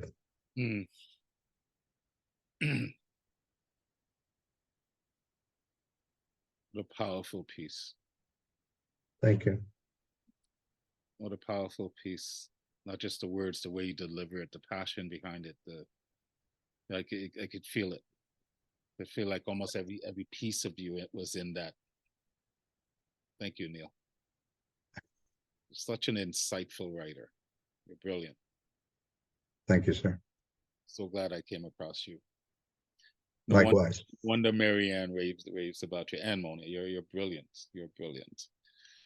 All right, from brilliance to brilliance. This is why I love Nikki. This is why we love what we do, isn't it? Gotta love it. Gotta get to hear people like that on a Sunday morning. All right, up next. Who is next? I believe Doc, the man with a new book. Doc, the mic is yours. Thank you. Yes, my book will be released on the 27th of this month. Title is Before Today, hyphen Beyond Tomorrow, with the hyphen replaced by an infinity symbol. 108 pages. I read these three poems at an event yesterday, which was in person right here in South Euclid, Ohio. Ageless dreams. Beyond the unreasoning caverns of night and whispers of an ancient dawn lie the sleeping hills of tomorrow. They await the first light kiss of sun and clarion call of the coming day to awaken in the joy of morning. Sun rises in its sublime impermanence, sailing across the blue baldachin of sky toward the brilliant zenith of noon. The hills glow and stretch in the ninth wave, and the landscape of life adds infinite variety to the progression of time and change. The majestic pinnacle of day past, sun begins its measured catabasis toward evening and its sensuous warmth. Thence to its languorous barge of dreams neath Nox's enveloping blanket of dark, amid sacred reveries of a future yet to be. And the hills dream in ageless dreams of all the tomorrows beyond tomorrow, in anticipation of a new dawn. This is titled Mystic Voyage, and it's actually the second poem I've titled that way. Painted runes and echoes of life, whispered in magic and music of the wind between the stars, become lucid dreams of light in an eternal dance of silence. A millennium wrapped in the moment and unbound beauty of just before, sketched in the geography of light, inscribed in ancient canyons of time, mapping a mystic voyage into a new day. Infinity cloaked in chaos and change, a perilous venture of arcane unknowns across Chthonian seas of every whim, beyond uncharted lands of nevermore and the mountains of remembering. It is a dance of the ninth wave and the future. It is a dance of infinite possibilities. It is a dance of dimensions and existence on the warp and weft of a surreal room, becoming the endless tapestry of the multiverse.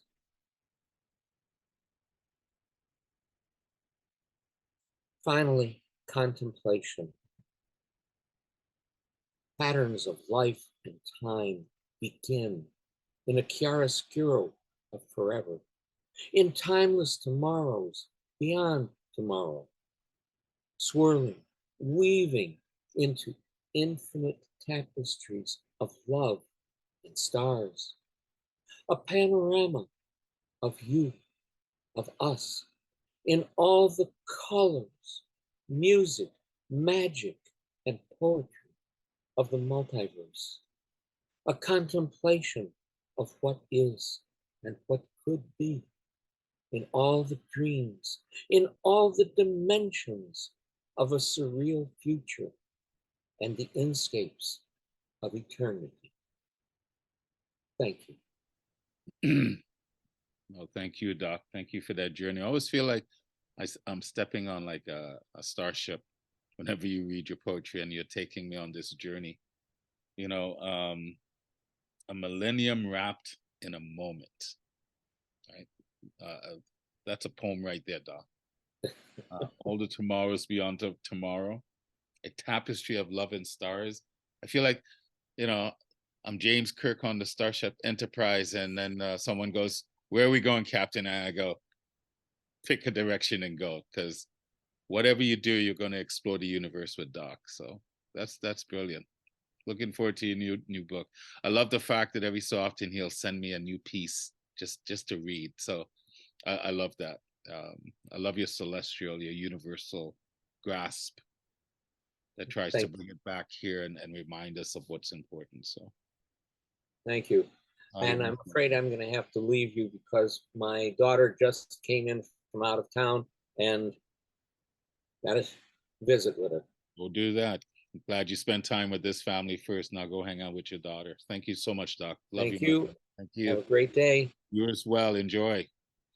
All right, from brilliance to brilliance. Up next, another brilliant mind, Keith.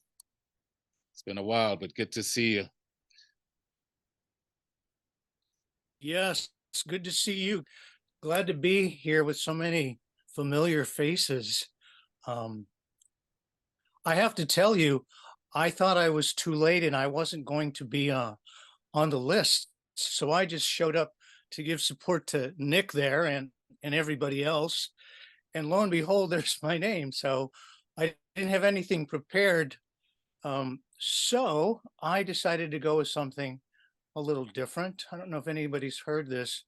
I don't know if people know, but in my day job, I have the privilege of listening to people tell me their stories, often of pain and trauma.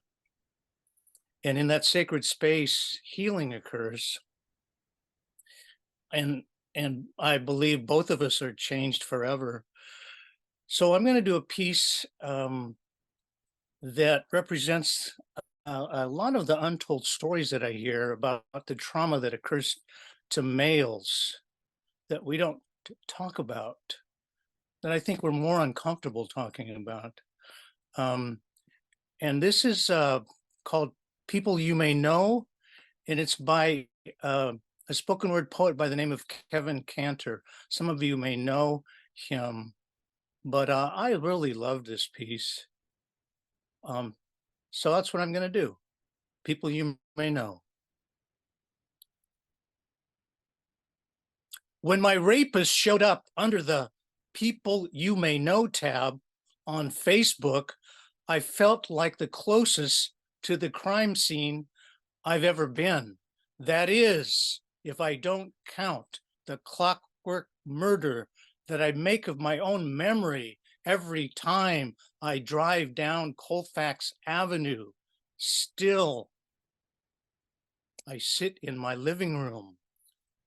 I sift for clues. Click! I see myself caught in his teeth. He's dancing with his shirt off in a city I've never been to. Click! He is eating sushi over a few beers with friends, and I am under his fingernails. Click! I know that alley. Click! I killed the memory of that t-shirt. Click! This is an old photograph. It's a baby picture. There's also an older man, presumably his father. They are both round and right and smiling. Click! He is shirtless again, and I caught my reflection in the weight room mirror. Hashtag beast mode selfie. I call him the wolf when I write about him. The wolf, so as to make him as storybook as possible. The wolf when I write about him, which is to say, when my memory escapes the murder or when the internet suggests it. Facebook informs me that we have 3 mutual friends, which is to say that he is people you may know, which is to say that I am people you may know. And there are people that know and people that don't know and people that don't know that I want to know. I'm afraid to let know, and probably that know him, know of me, that know. The word know, know, know. Know is a flock of sleeping sheep sitting in my mouth, and now I know the wolf's middle name and what he listens to on Spotify, and the all too familiar company that he keeps, and he can no longer be the wolf or the nameless grave that I dig for myself on bad days. We have 3 mutual friends on Facebook, and now it feels like they are holding the shovel. 64 people like the shirtless gym pic, and 4 people have told me they'd rather I had said nothing.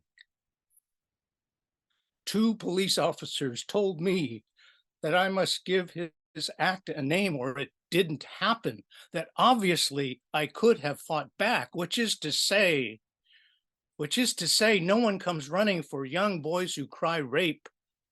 When I told my brother, he also asked why I didn't fight back.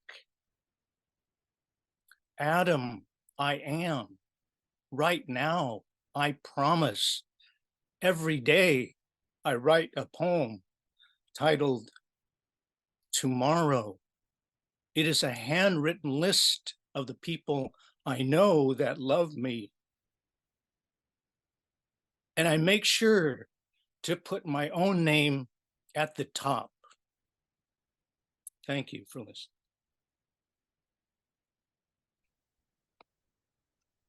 You have to trust how the universe works. That was a timely poem. Powerful.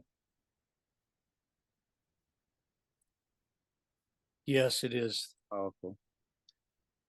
The fact that you work with people that get to share that kind of trauma with you sure helps you with yours as well.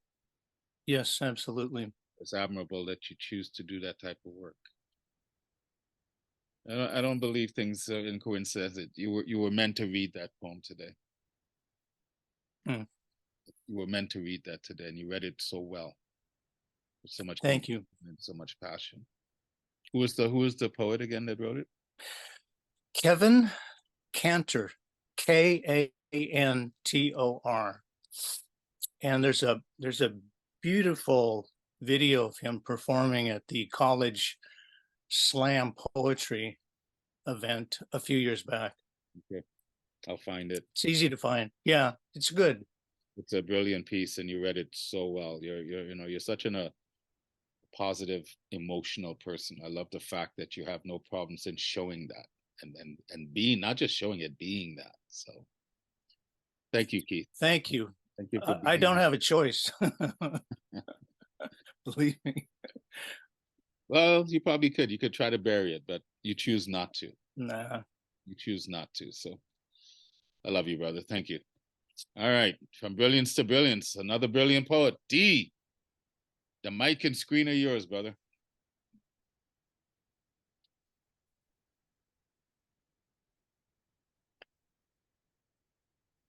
I'm glad Nick Paleologos decided to make his big comeback for the day.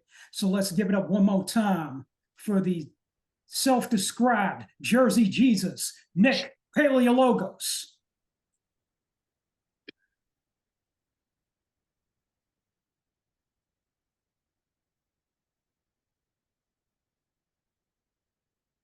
Two poems.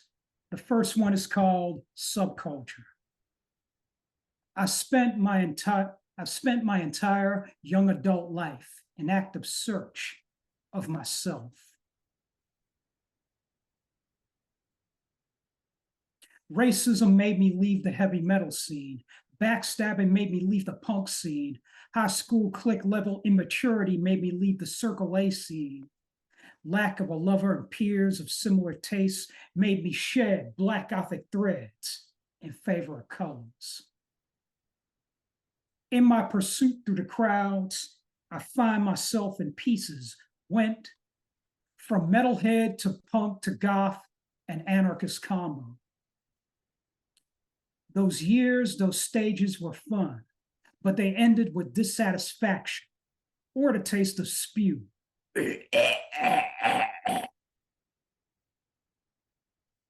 The mainstream don't want me, and the underground doesn't either. The mainstream don't want me, and the underground doesn't either. I don't see a contingent of folks with open arms happily chanting, one of us, one of us, one of us to me anytime soon. Through the looks, crowds, years, stages, I found myself in pieces, went from metalhead to punk to goth and anarchist combo. Now I'm nothing but a subcultural one. Subculture. For Barbara Mercer, Darren J. Beanie, both from England, and New Jersey's own Nick Paleologos, the real Nick P. And the last poem is called Unclench. Every waking moment in the public sphere, the hood anyway. I walk down these dirty East Oakland streets like I'm on a mission to stomp, to kick, to punch out, to lunge at the first roughneck or hood rat that looks at me wrong, like sounds like they're spreading vicious rumors. But around the right clique, the right person, I could drop the aggro urban discipline game face and unclench. Give myself a moment to soften. Unclench. For New York City born, now Portugal living, poet Maureen Medina. And those two poems of a deeply personal nature come from the new anthology from Culture Cult called Self-Portrait, a collection of contemporary autobiographical poetry made in India. From this mic to your ears, I'm D. Allen. Thanks for listening. Welcome back, Nick P. Thank you, D. Now I'm nothing but a subculture of one. That may be the case back then, but you're not just one anymore. You're still one of us, always will be. Your powerful voice, D. Don't ever take that for granted. Your voice is, if you don't think you don't show up for a while, no one's gonna notice, that's a lie. That's a lie. I would notice. So I always appreciate your support and your candor and your straightforward, honest approach. That's D. Gotta love it. Thank you, brother. From brilliance to brilliance, Brother Richard, the mic is yours. Thank you, my friend. I want to congratulate Raul for having such a wonderful group here. Congratulations, Nick, for your comeback, whether it's short-lived or just another phase. God bless you. Good to hear you. I, as a poet, dare greatly, so I'm going to do my first poem on husbands. Husbands come in many flavors, boy, girl, men, women, all kinds of stuff. I'm going to offer some opinions on the subject of husbands, so sit back and relax. Husbands. Husbands come complete from homes, some that bade them stay, some instead to maybe roam. They come complete with even more rules than they have feet, more than enough to confuse every one of history's fools. You may think a new home you will make, when in fact you'll be rebuilding on old-timey mistakes. The tighter the hold of family tradition, it might seem you'll end up thinking you're on completely separate missions. Without a significant degree of flexibility, you'll be gaily measuring your chance to flee. And any training, eloquence, hope for, emphasized by slamming doors, works so rarely it barely jars the floor and gives mostly carpenters a few more chores. When shouting and screaming can be exciting, it's very rarely peace-igniting, and when it comes first to visit is really a toughin', you might as well shove lima beans inside a muffin. Any normal dinner is a compromise. No matter who makes it, it's never wise to completely surprise your loving mate with a chocolate-covered roller skate. Clothing choices can be surprisingly exciting, whether out for chores or even first nighting. Once compatibility seemed quite well established, amazing how easily it can quickly vanish. The division of labor can be quite tricky, especially when tradition weighs thick and sticky. While some husbands can be trained, evidence suggests they'll often need reminded. They tend to forget it's just something inside them. Poem 2. This one, oddly enough, there's some states and cities who've come up with a solution to the poor and starving in the street. Let's take, for example, Oklahoma, where feeding the hungry without a permit is a problem. seems, my friends, to confront the issue, frame it we must with copious, sinewy legal tissue, with some small discernment of the dilemma. I ask, was this really what the Nazarene intended? Did he, when feeding hungry hundreds, mean that without the enabling legislation should be thus forbidden and therefore obscene? Would you take from their empty bellies, take all those vital morsels, bread and jellies, shake, should only after legal sanctions free the way, only after enabling legislators interrupt their $80 liquid lunches to say, permitless, thou shalt not tarry, feeding soup to Mohammed, Frank, or Sally, and therefore snatch away unless permitted. Hunger, starvation must be resisted. This overgenerous dodge in play in Oklahoma, the legislature saith nay. Even for the poor thou mayest yet pray, but place no food upon their plate, the hungry starving. Aren't they great? But unless thou be permitted, they must without crumbs just wait. But do not feed them without a permit, because litter they, clodding up the holy sacred firmament. Feed them not without a permit, far better leave them in hunger's torment. And then, if I want to leave you with a little fast and positive note, this is called over, under, around, and through. Over, under, around, and through. The universe is going to take care of you. As above, so below. Count your daily million miracles to ease your way, you know. Just peel off your socks and count your toes. Hurtling, tumbling through the immensity of space implies, of course, the other place. The way the sunlight sparkles on the water, just exactly how you know you oughter. I've often heard among the folks they'd like a far different species of joke. No, don't tell him jokes so mean. The ambassador up and closes his magazine. And when the rose pressed between the pages of an ancient book, we get a different kind of look. Like that rose plastered between the pages, what colorful threaded harmonies we find ourselves engaged in. Live out in mercy, come what may. May you too sprinkle a little mercy on the bread of day. Over, under, around, and through, the universe is going to take care of you. And just like capuchin monkeys in the zoo, the stage ages of sages cages up, and you'll just break on through.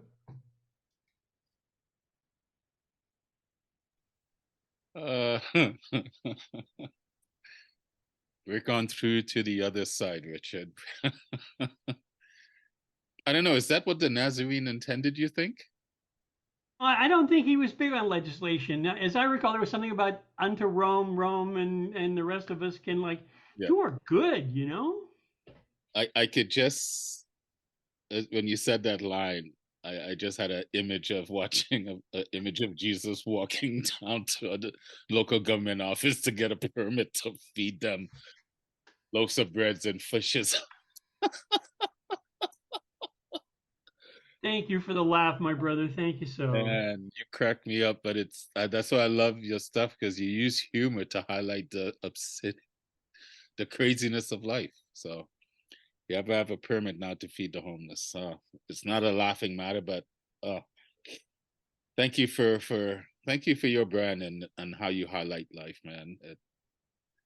It makes us think as well as entertain us. I love you. I love you. Stay strong. Stay strong. All right, from brilliance to brilliance. Up next, first time here. He came out to support Brother Nick, but this man, if you ever get to Monday night Nuyorican Cafe, open mic online, you're miss. If you haven't, please sign up, even if it's just to witness. He's a brilliant storyteller. So I'm so glad he's here today. Taz, you're up, my brother. The mic is yours. The mic is yours. Welcome to the Inspired Poetry Corner. Thank you, sir. You're an inspiration, always. Your depth and your soul is very well felt across the poetry verse.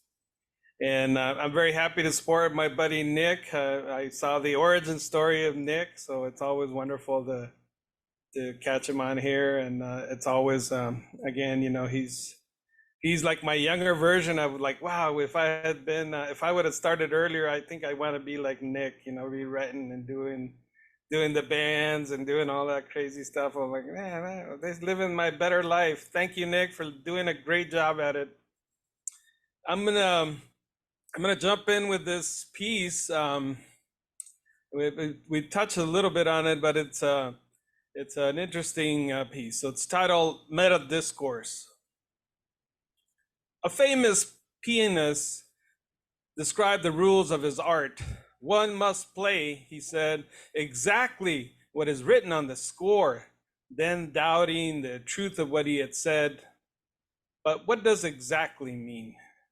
Michel Arrive is the author. Meta discourse is a fact of everyday life. This is not an illusory bait for coherence and comprehension.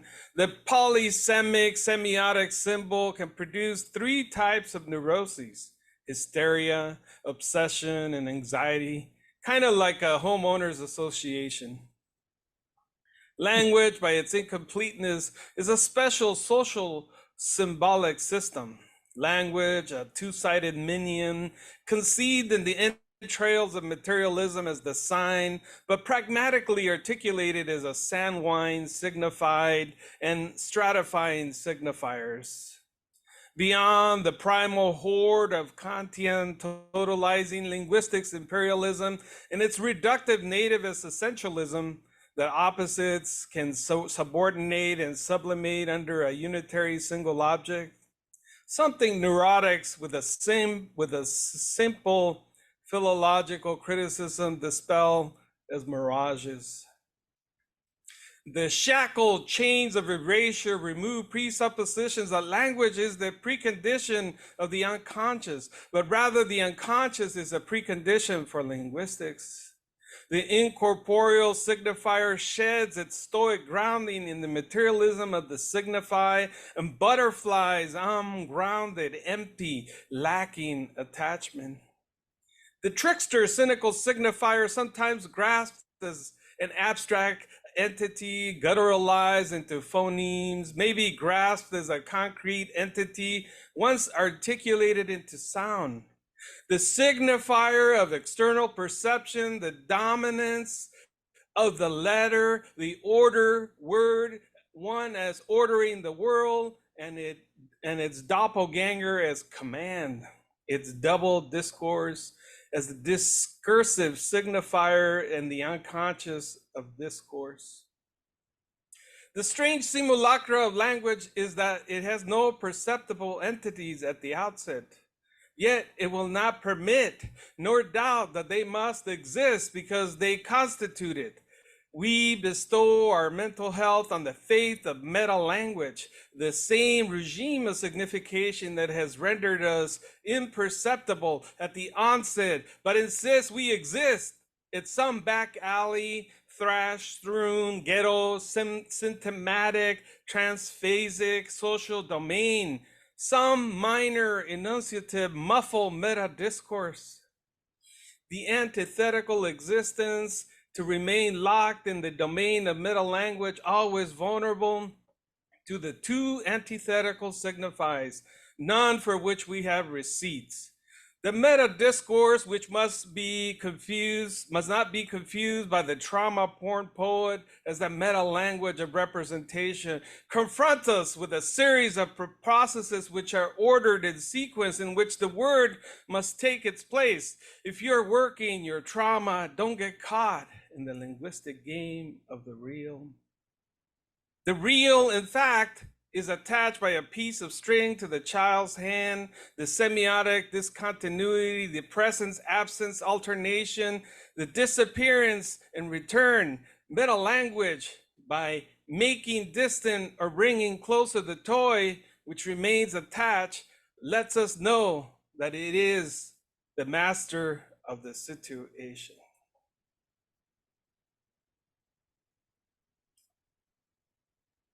Taz, oh my gosh, man.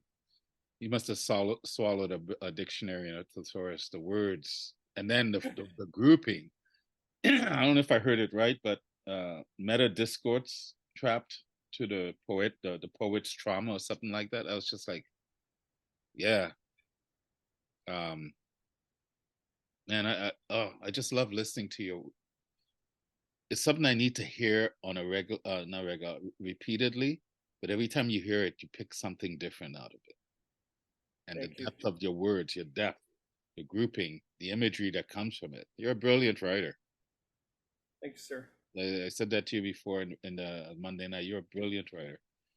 So it's such a pleasure to listen to to the words and the cadence in which you deliver it. So thank you for being here, Taz. Thank you so much. Thank you for welcoming me. And Nick, don't be a stranger, my friend. Keep living my better life. All right. From brilliance to brilliance, Suzanne. This young lady's been feeling it, and she's been writing and reciting a lot. She's got a feature, a half-hour feature with Fertile Brain coming up in December. Looking forward to that. So the mic is yours. Thank you. This has been such a powerful event. I'm just like vibrating. Okay. Light and dark are soulmates. I've stopped believing that I need to shine to belong. Stop believing that I'm too intense, moody, thin-skinned, temperamental, hypersensitive, erratic, dramatic, quiet, loud, weird, or too gray, wrinkly, hairy, scarred, lumpy, bumpy. I am not too anything. I found my growl, my howl. I lick my fur, swish my tail. I love my thunders and my storms. Lunar laugh, the night. I revel in the night and her creatures. They know me as their own. Moon's magic angels led me to my kindreds, timeless brambled ones who trust spiders, trade secrets with cats, cry in public, would never let a fallen bird die alone. Look far into the aching eyes and melt frozen tears of the shivering ones. Live from the heart. Follow the call of raw wind. Let wild wonders have their way with them. They know winter screams joy in the caves. Blood can be nourishing like rain. Wounds are openings for love. Life and death embrace, light and dark are soulmates. They greet bees and worms and doors and pups as children do. Hello, will you be my friend? Home. I am home. And then I have two more shorter ones. This is a little content warning here, or a big content warning. This is for my brother Scott, who committed suicide. I try not to cry, or if I do, I do. He is the sea, my dear, dear, life broken, heart broken, gentle brother, came home to jump off the famous bridge where so many others found an end to this round of pain. I honor them all and do not believe bad karma awaits them. I know my brother became the sea, may return here in one form or another to offer his love to others who are considering. It feels better to just stop there.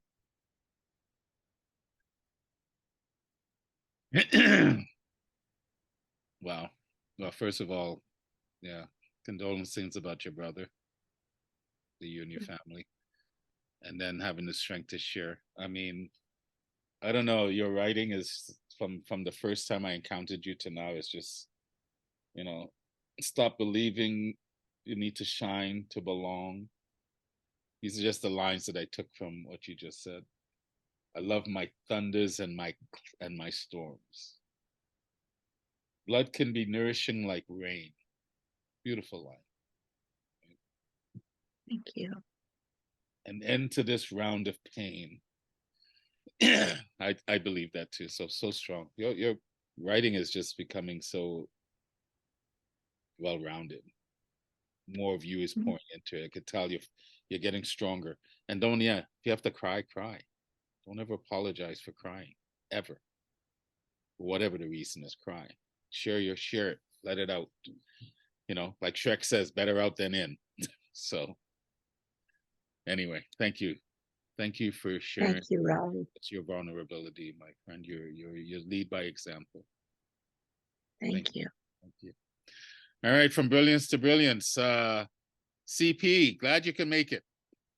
Right. Likewise. I guess I am and I'm not. I mean, because you were not going to show up because you were going to an event, so that means that didn't happen. Yeah. I mean, good for us, but kind of sucks for you. But anyway, I'm glad you're here.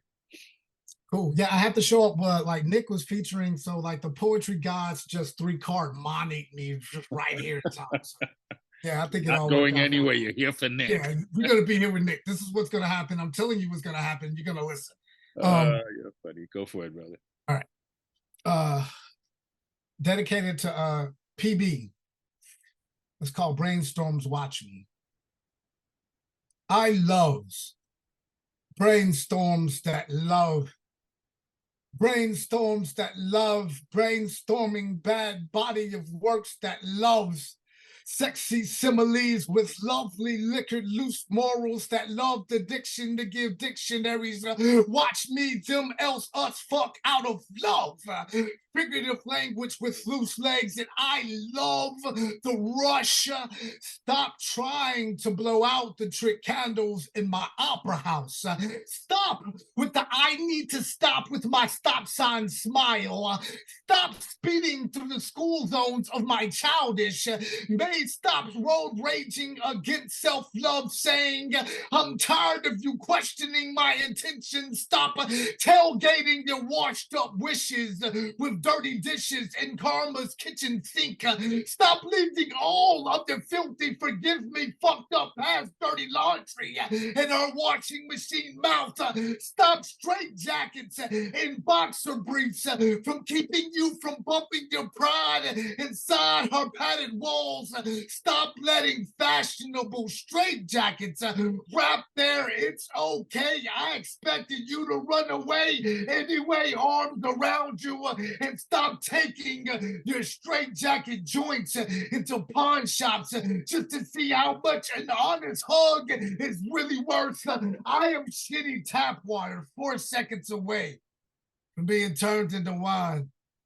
I'm gonna choke back words chased with the shot of swallow someone else's pride or water into wine. Angry alcoholic drunk angel picking sloppy fist fights with other religious gods. I'm a really, really good reason to buy your pastors cocktails at strip clubs that specialize in all nude revelations. Let me borrow a bug beautiful. I need to pay my low self-esteem something to do better with its life, a hardly sober lifetime. Screaming at the DJs mixing on her ones and twos in heaven to play my favorite love song, y'all. My favorite love song sounds like the filaments in a flock of fireflies being all turned on at once. My favorite love song was written by Mother Mary and produced by Mary Magdalene. My favorite love song, when sung in Spanish, is entitled Hijo de Puta. My tunnel lights are sponsored by forgotten faces from all of the women I should have loved. Curtain calling of fight or flight from exes to ex-wife. The exes kick rocks when you exit stage right. Too much mouth to mouth in a suffocating marriage is why I packed up all of my good breaths and left my finding solutions to my drinking problems, left my drinking problems with stronger drinking problems, left my focus focused on I could give a fuck about what you thinking problems, left my sanity sitting slowly, lonely, from tip jar to tip jar, loving lonely. Hold me closely. It left all of my leftover love handles holding closed caption coping mechanisms way too fucking tight. Please heighten sixth sense. Don't let me fall in love with someone else's Achilles heel tonight. Disobedient even in the face of death. Definitively defiant. I don't play with the full deck.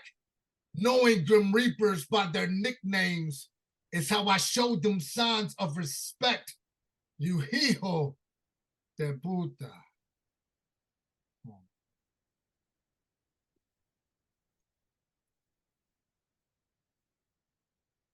Whew. Yeah, woo. Gotta catch my breath, CP. Lordy. Sorry, Don't let me yeah. fall in love with somebody's Achilles heel tonight. Yeah. All the It's all the fun when you women do that all the women I should have loved. Just to see how much an honest hug is worth.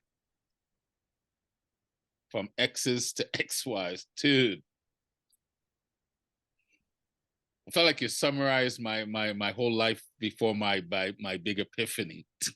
I was always in a bottle, always trying to be in some woman's bed, trying to fill that void, right? Trying to fill that void. Oh, Right. brilliant, brilliant. When I die, you can write my biography. How's that? Oh, that'll be awesome. I'm gonna write it in Spanglish. It's gonna be part English, part Texan. I'm just gonna mix them all together and write it in that language. That's what it's gonna be. CP, have you done a book, or are you working on something, or? Like my manuscript is ready. I'm just having a difficult time trying to make the decision on to self-publish or to shop it around. And I hear so many mixed reviews on which one's better. So I'm kind of sitting in limbo, waiting Have you talked to Marissa from Red and Green Books at all? Prada? You should talk to her. I should talk to her. Okay. She's really good at publishing. I think the General had, I don't know if his latest book was published by her, but so was Next. Sorry? Next was published by Marissa, and Nick's book is so incredible that everyone should buy it. Yeah. Got you. You should reach out to reach out. I'll send you her contact. You should reach out to her and talk to her. Right. All right, good to go. Yeah, thank you. Well, thank before you say no to anything, explore all opportunities and see, what she does and how she offers it might work for you. And Nick has experience with that. So, but that was a powerful, powerful piece, and so true. Like I said, I almost felt like you were talking about me back in my crazy days. Early years. Yes, before, yes. Yeah, before rock and roll and punk rock kicked me out. So, all right, brother. Thank you so much. Brilliant. Shout outs to Nick. All right, from brilliance to brilliance. Excuse me. Up next, my friend all the way across the pond. Oh, no, am I right? Yes, across the pond. For a second, I thought you were still in Mexico. Leslie, No. You're back. Yes, good to see Oh, you. hi. Oh, so wonderful to be here. Wow, just enjoying every moment of this. Yeah, things going on in the world, and I really appreciate all the poets who can and will write about conflicts that are going on currently in the world and war. But because I came of age during the Vietnam War and all that stuff, I don't do war poems. I think I've done one, but rather, I sort of jumped ship to something else, and so I'm going to read those something else's. This one's called If There Is No Certainty. If there is no certainty, you are free to be a balloon, if that's what you would want. If you are a balloon, then you are free to fly or to drift however or wherever the air will take you and move. If it takes you, or in the presence of no air, you would be still. If there is no certainty, perhaps that means you could do whatever you want or nothing at all if that is part of what you want. If that is part of what you want, you don't even have to decide. You can just be or do nothing, or you can choose, or you don't have to choose. You don't have to plan anything at all. If there's no certainty, does that mean you can choose? If there's no certainty, then I will create the certainty, the one I choose. I will climb up into the air. on a ladder that I create in my mind, whether there or not, I care not, and I will stay there or not. And while there, then there, I could use my mind as a parachute and come back down to earth if I choose or not, to head for the sea, and I could swim out as far and long as I possibly can and become one with the sea or ocean, and then decide to not be that, to be one with the ocean just yet, and swim back and touch my feet on the shore and just walk as a not yet mermaid, but resume being part of those with feet and not fins and tails, not yet.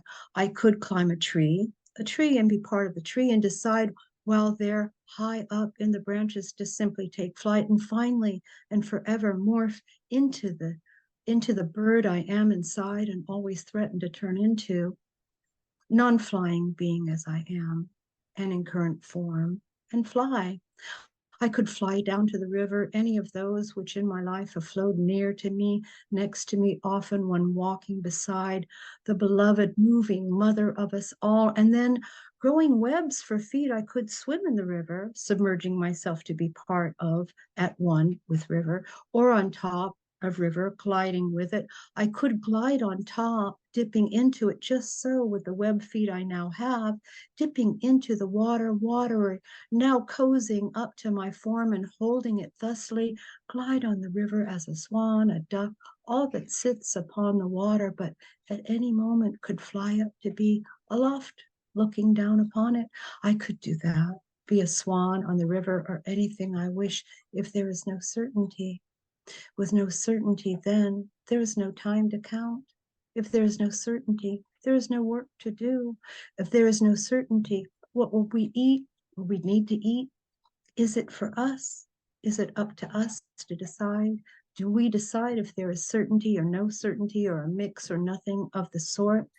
If certainty is simply a construct, just a mental construct like the floaters in the eye, telling you something is there, obstructing your sight, when it is just a little something or not, which floats by like time, and in the blink of the eye gone, and we do not need to mind it at all. It simply is, or it is not.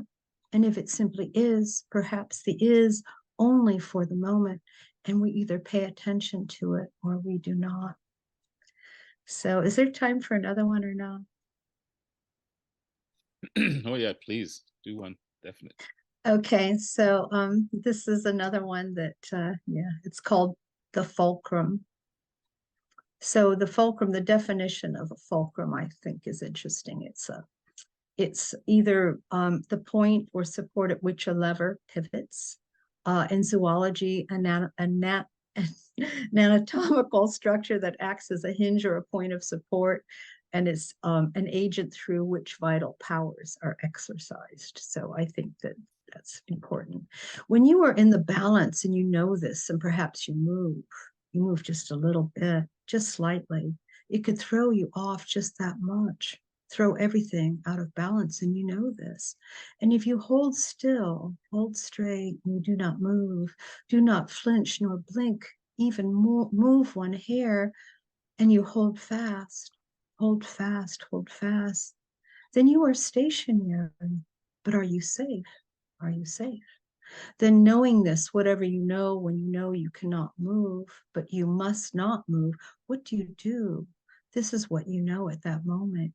You know that you cannot hold this position, nor can you move. And more, you know that you are not safe. You know that you are not safe. You are not safe, definitely, you are not safe. And then you go deep, and you hold deeper, and you stay very still, more still than you ever have, and you begin to hold so still that your breath becomes slower, so slow and slower that almost you are not breathing. And so still the breath begins to stop. And breath stilled, finally you play with it, not more until there is no more. And then you must decide that now is the time to move, to begin to move again. That you must move and hold no more the position of not move, the position you now hold and you can hold no more. And you move again, now more than slightly, more than enough, more than you must. You must move your eyes and blink. You must move your head now side to side and feel this movement of your head, the movement now in your body, feeling again your existence. And you look and you then must move your arms wide and feel your feet under you, and you walk. And then as it comes to you, you dance, and again you dance, and it becomes the spin, the eternal spin. And it is then that you are no longer in the balance. You are the balance of everything, and you spin. So that's all for me. Thanks. How do you do that? You're repetitive with certain words, and yet everything just flows. There's such a magical nature. No, magical is not the right word. I don't know what it is. There's a mystique to how you write and you recite. I'm sitting here right now trying to remember one single line. All I remember is the feeling of listening to your poetry.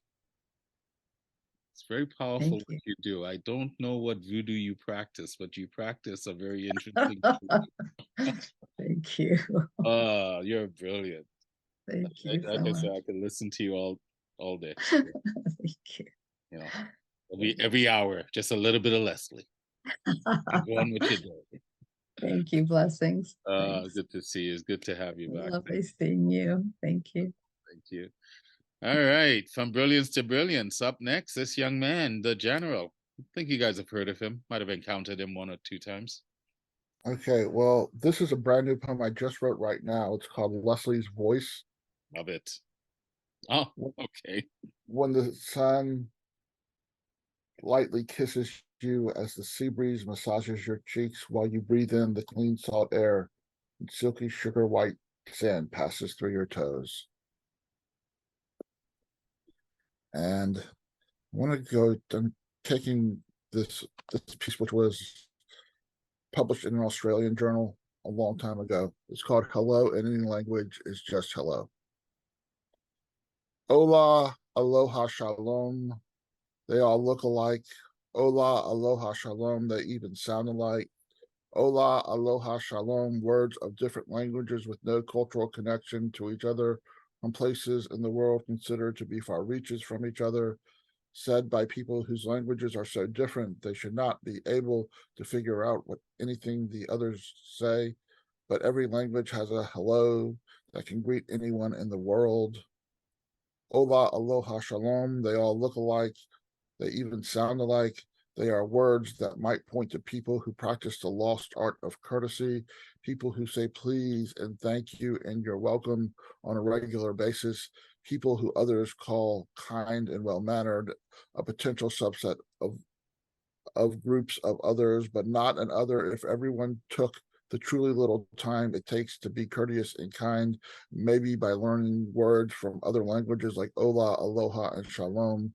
We can learn that being a human being is something everyone, everywhere cannot avoid being, potentially eliminating the need to refer to another human being as other.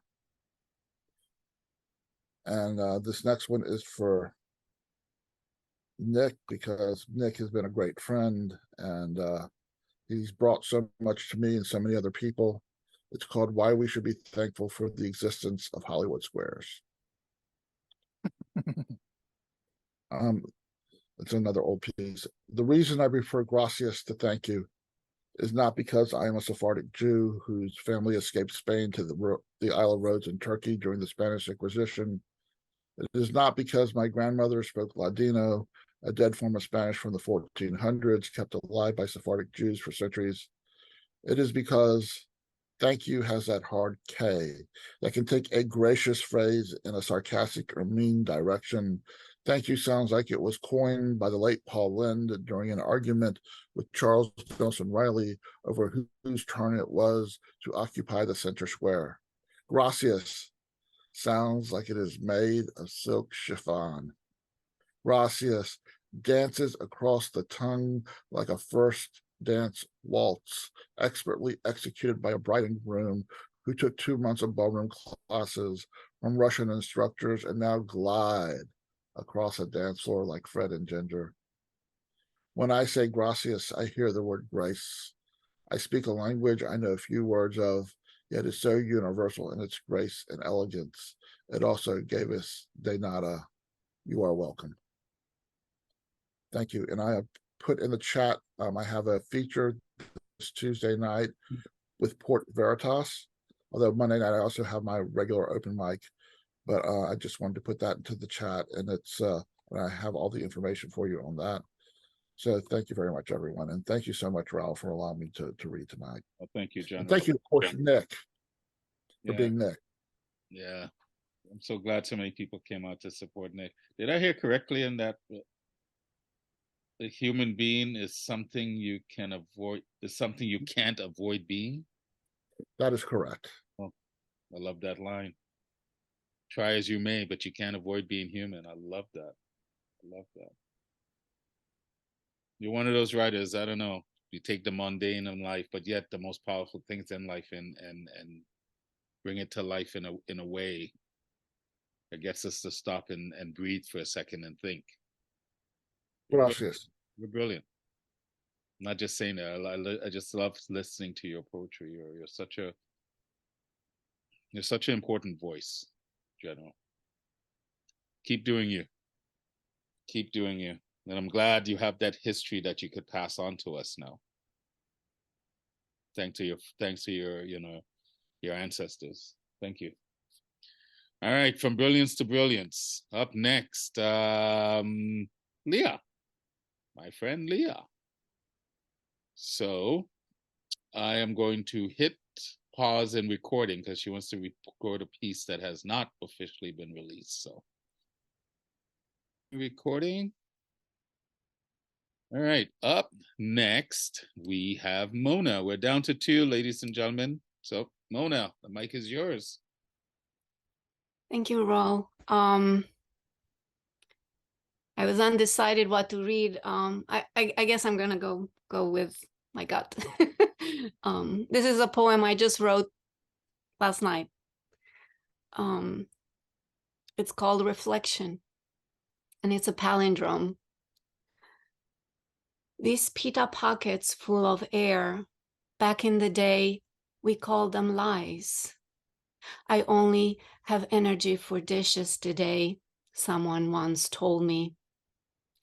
If you only have a crumb, you give a crumb, you give everything. The water is running hot over my fingers. The children are hungry, and I'm finding my feet in this absurd reflection. In this life of more or less, the calculus of nothing out of nothing is everything. Everything is the calculus of nothing out of nothing in this life of more or less absurd reflection. And I'm finding my feet in this. The children are hungry. The water is running hot over my fingers. You give everything. You give a crumb if you only have a crumb. Someone once told me I only have energy for dishes today. Back in the day, we called them lies. These pita pockets full of air.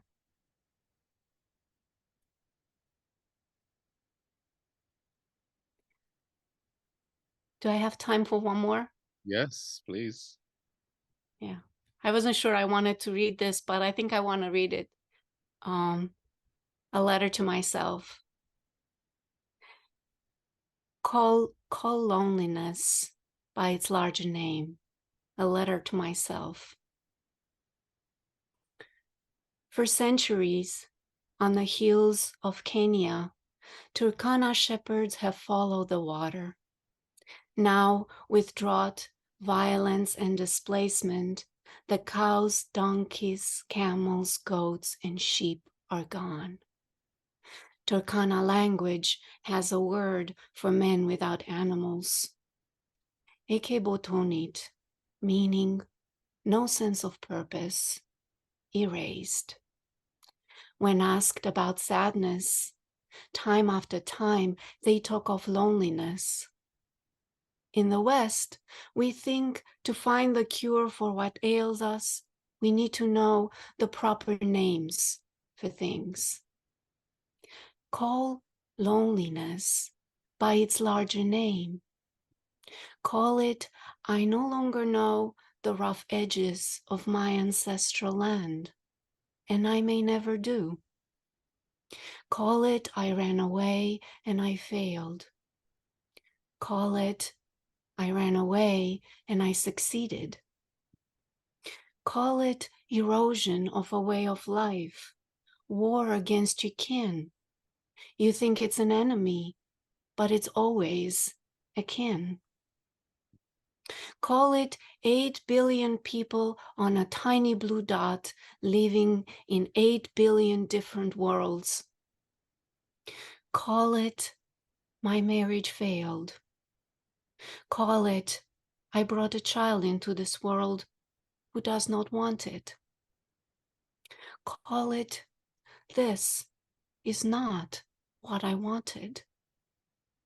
The engine is stalling and I'm late for work. Call it the engine is stalling. Everything aches and I'm growing old. Call it too little, too much, too soon, too late. Call it anything at all, anything you want. Call it what you want not. Call it one God too many. And call it no God.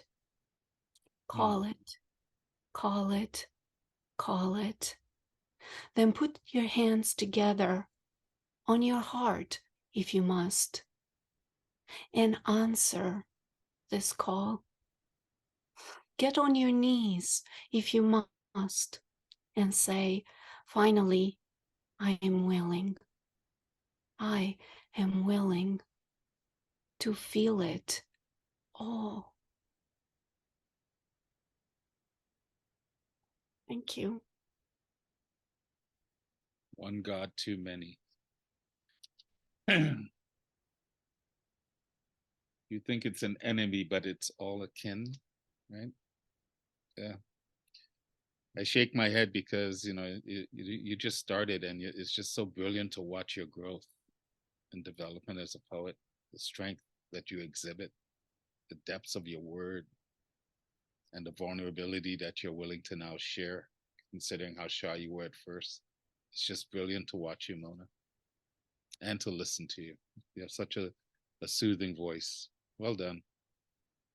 Thank you. For you that may have missed it, she was featured last Tuesday at Time to Arrive, Dane's brilliant show.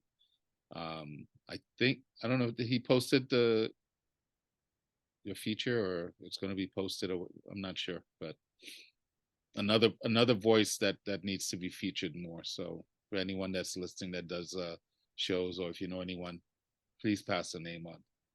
Another voice that needs to permeate that needs to ripple out through the landscape. Well done. Thank you so much. All right, and up next is our blessed laureate friend, Henry. You get to take us home, brother.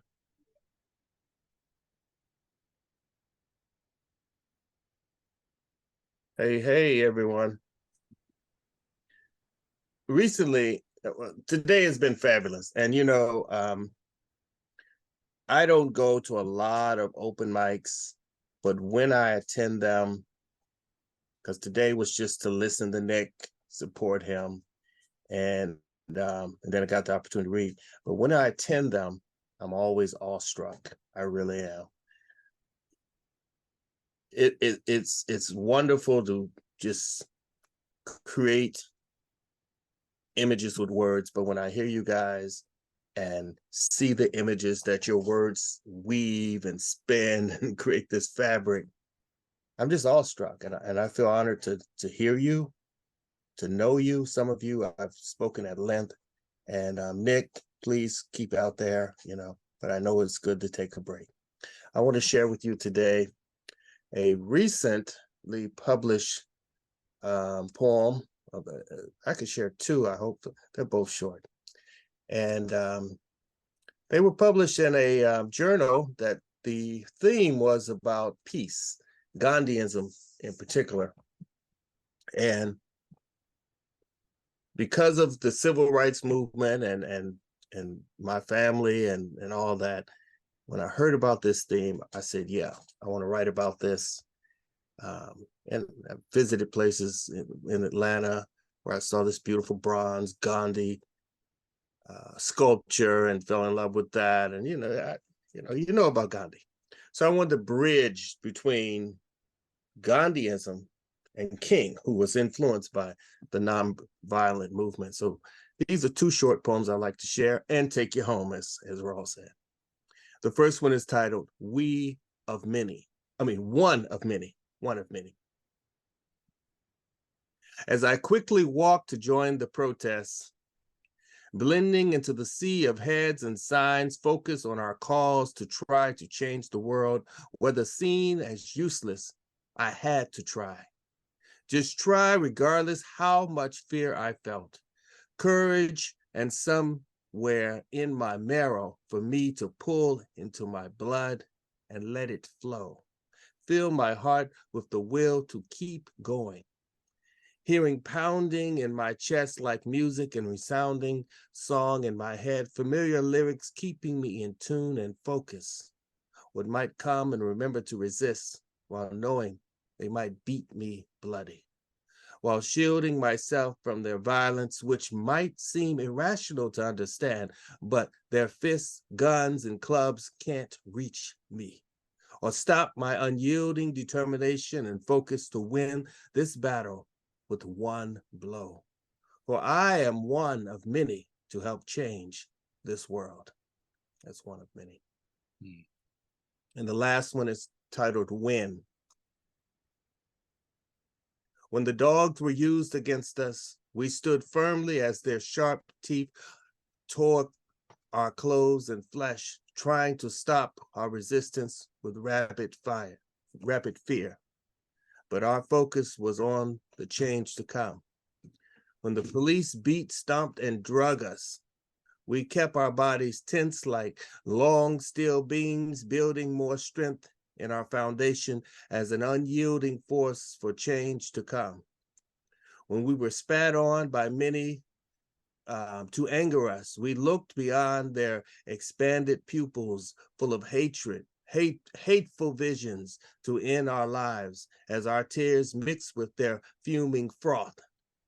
When our legs became tired from the marching, we kept stepping one foot over the other, not thinking about the tormenting pain, pushing forward with the will of our spirits as our eyes saw us embracing true freedom.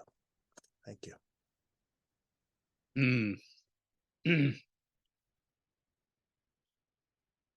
I run out of things to say about you, but I lie. As you're reading, particularly the first piece, it's like you write from an observer standpoint. You're like that narration. I'm watching a movie, and then they cut to the dramatic scene, and then that the voiceover, the narrator tells us about the significance of the moment. And that's what it feels like when I listen to you, and especially those two pieces. Well, thank you. Writing from a observer, it's like you were there in the moment, and you're sharing with us your observation of something historic that was happening. We stood in our strength as the change to come, or something like that. That, to me, that just symbolizes how you write. So, well, thank you. Thank you. I'm very old, centuries old, so I'm right there with you then, if that's the case. But you're I wonder if you've been chosen to be a poet laureate. You're brilliant in carving and creating that feeling of longing through your words. So I'm honored. And you're the last of the poets, but I lied because you inspired me to read a piece. I wasn't going to read, but I'm going to read one. It's a new piece that I've been working. I read it, I think, a couple of times this week. It's kind of my take on not just being a man, but my journey of becoming a man. And so I'm going to share that with you before we say goodbye. I haven't titled it yet, so There was a time when I walked in my father's looming shadow, self-exiled on an isle of suffering. I was rooted in a land of desolation. Under the spell of my demons, I hid in plain sight. Fueled by toxic memories, I battled with the man in the mirror. Self-loathing was my fancy, as dreams dissipated into the night. Overloaded by the logic of insanity, I turned to the drink, no courage in sight. Solace never lingered at the bottom as tears flowed from the victim within. Out of balance with every step, I was trapped in a repetitive loop. Lost in a crowd, afraid to be alone, desperate for the love that completed. But my vulnerability thrown in my face, sweet anger's embrace was my only comfort. Raised in the name of my father, I bore the cross, heart burdened. Being weak was not encouraged, for it was time to stand as a man. Like the sands of forgiveness, I fell into the pain of expectation, tangled in a self-imposed feud while longing for acceptance. Fearing the darkest hours before the storm, I concealed myself in thunderous clouds. But that fight in me persisted, albeit the demons almost won. The lighthouse of a voice spoke in a distraction, asking, "Are you ready? Are you ready to be the answer to all your questions, to be the light that brightens your horizon?" I am the naked king of my jungle. My mane of dreads flow from a new soil, as my words bellow forth with purpose, echoing into the actions of my soul. I no longer pretend, for I am. Settled in a birth of new thoughts, I embrace the changing seasons of life as gratitude fuels this unfolding adventure. End of piece. Ladies and gentlemen, that brings us to the end of this month's Inspired Poetry Corner. Nick, thank you so much, brother. Don't shut off yet. Don't go away. Don't go away. Thank you, Mr. Paleologos. I'll get it right. Thank you for honoring us. If this is your first show back, and like CP and others say, we're hoping you're back to your liking, how you want to do it. But your voice is needed. And obviously you see you're loved and missed. So show up, keep writing, keep showing up, keep being you in all facets. Because like Brian says, like the general says, being human is something you can't avoid being. Can't avoid being it. I just want to say thank you to all the poets that came out to support Nick. We had Alexandria Principe, Dabut, Neil, Doc, Keith, D, Richard, Taz, Suzanne, CP, Leslie, the General, Leah, Mona, and Henry. And to the ones that came to listen and just support, I thank you. I am grateful. Thank you, brother. Oh, thank you. Thank you. Thank you, Ro. Appreciate it. You guys thank me. I'm the one that's grateful for you. As Nick knows, Thank you, we may hold a space, but if you guys don't show, if you guys don't come out and share your poetry and share your vulnerability, there's no show. And that's the balance. That's the beauty of our humanity. We need each other. Remember, it's not how much time we spent. It may seem like a lot, but what's going on in the world and how our attention spans have shrunk. But we just got to spend quality time together, listening and being there for each other. Why? Because we're human. Keep remembering that. We are human.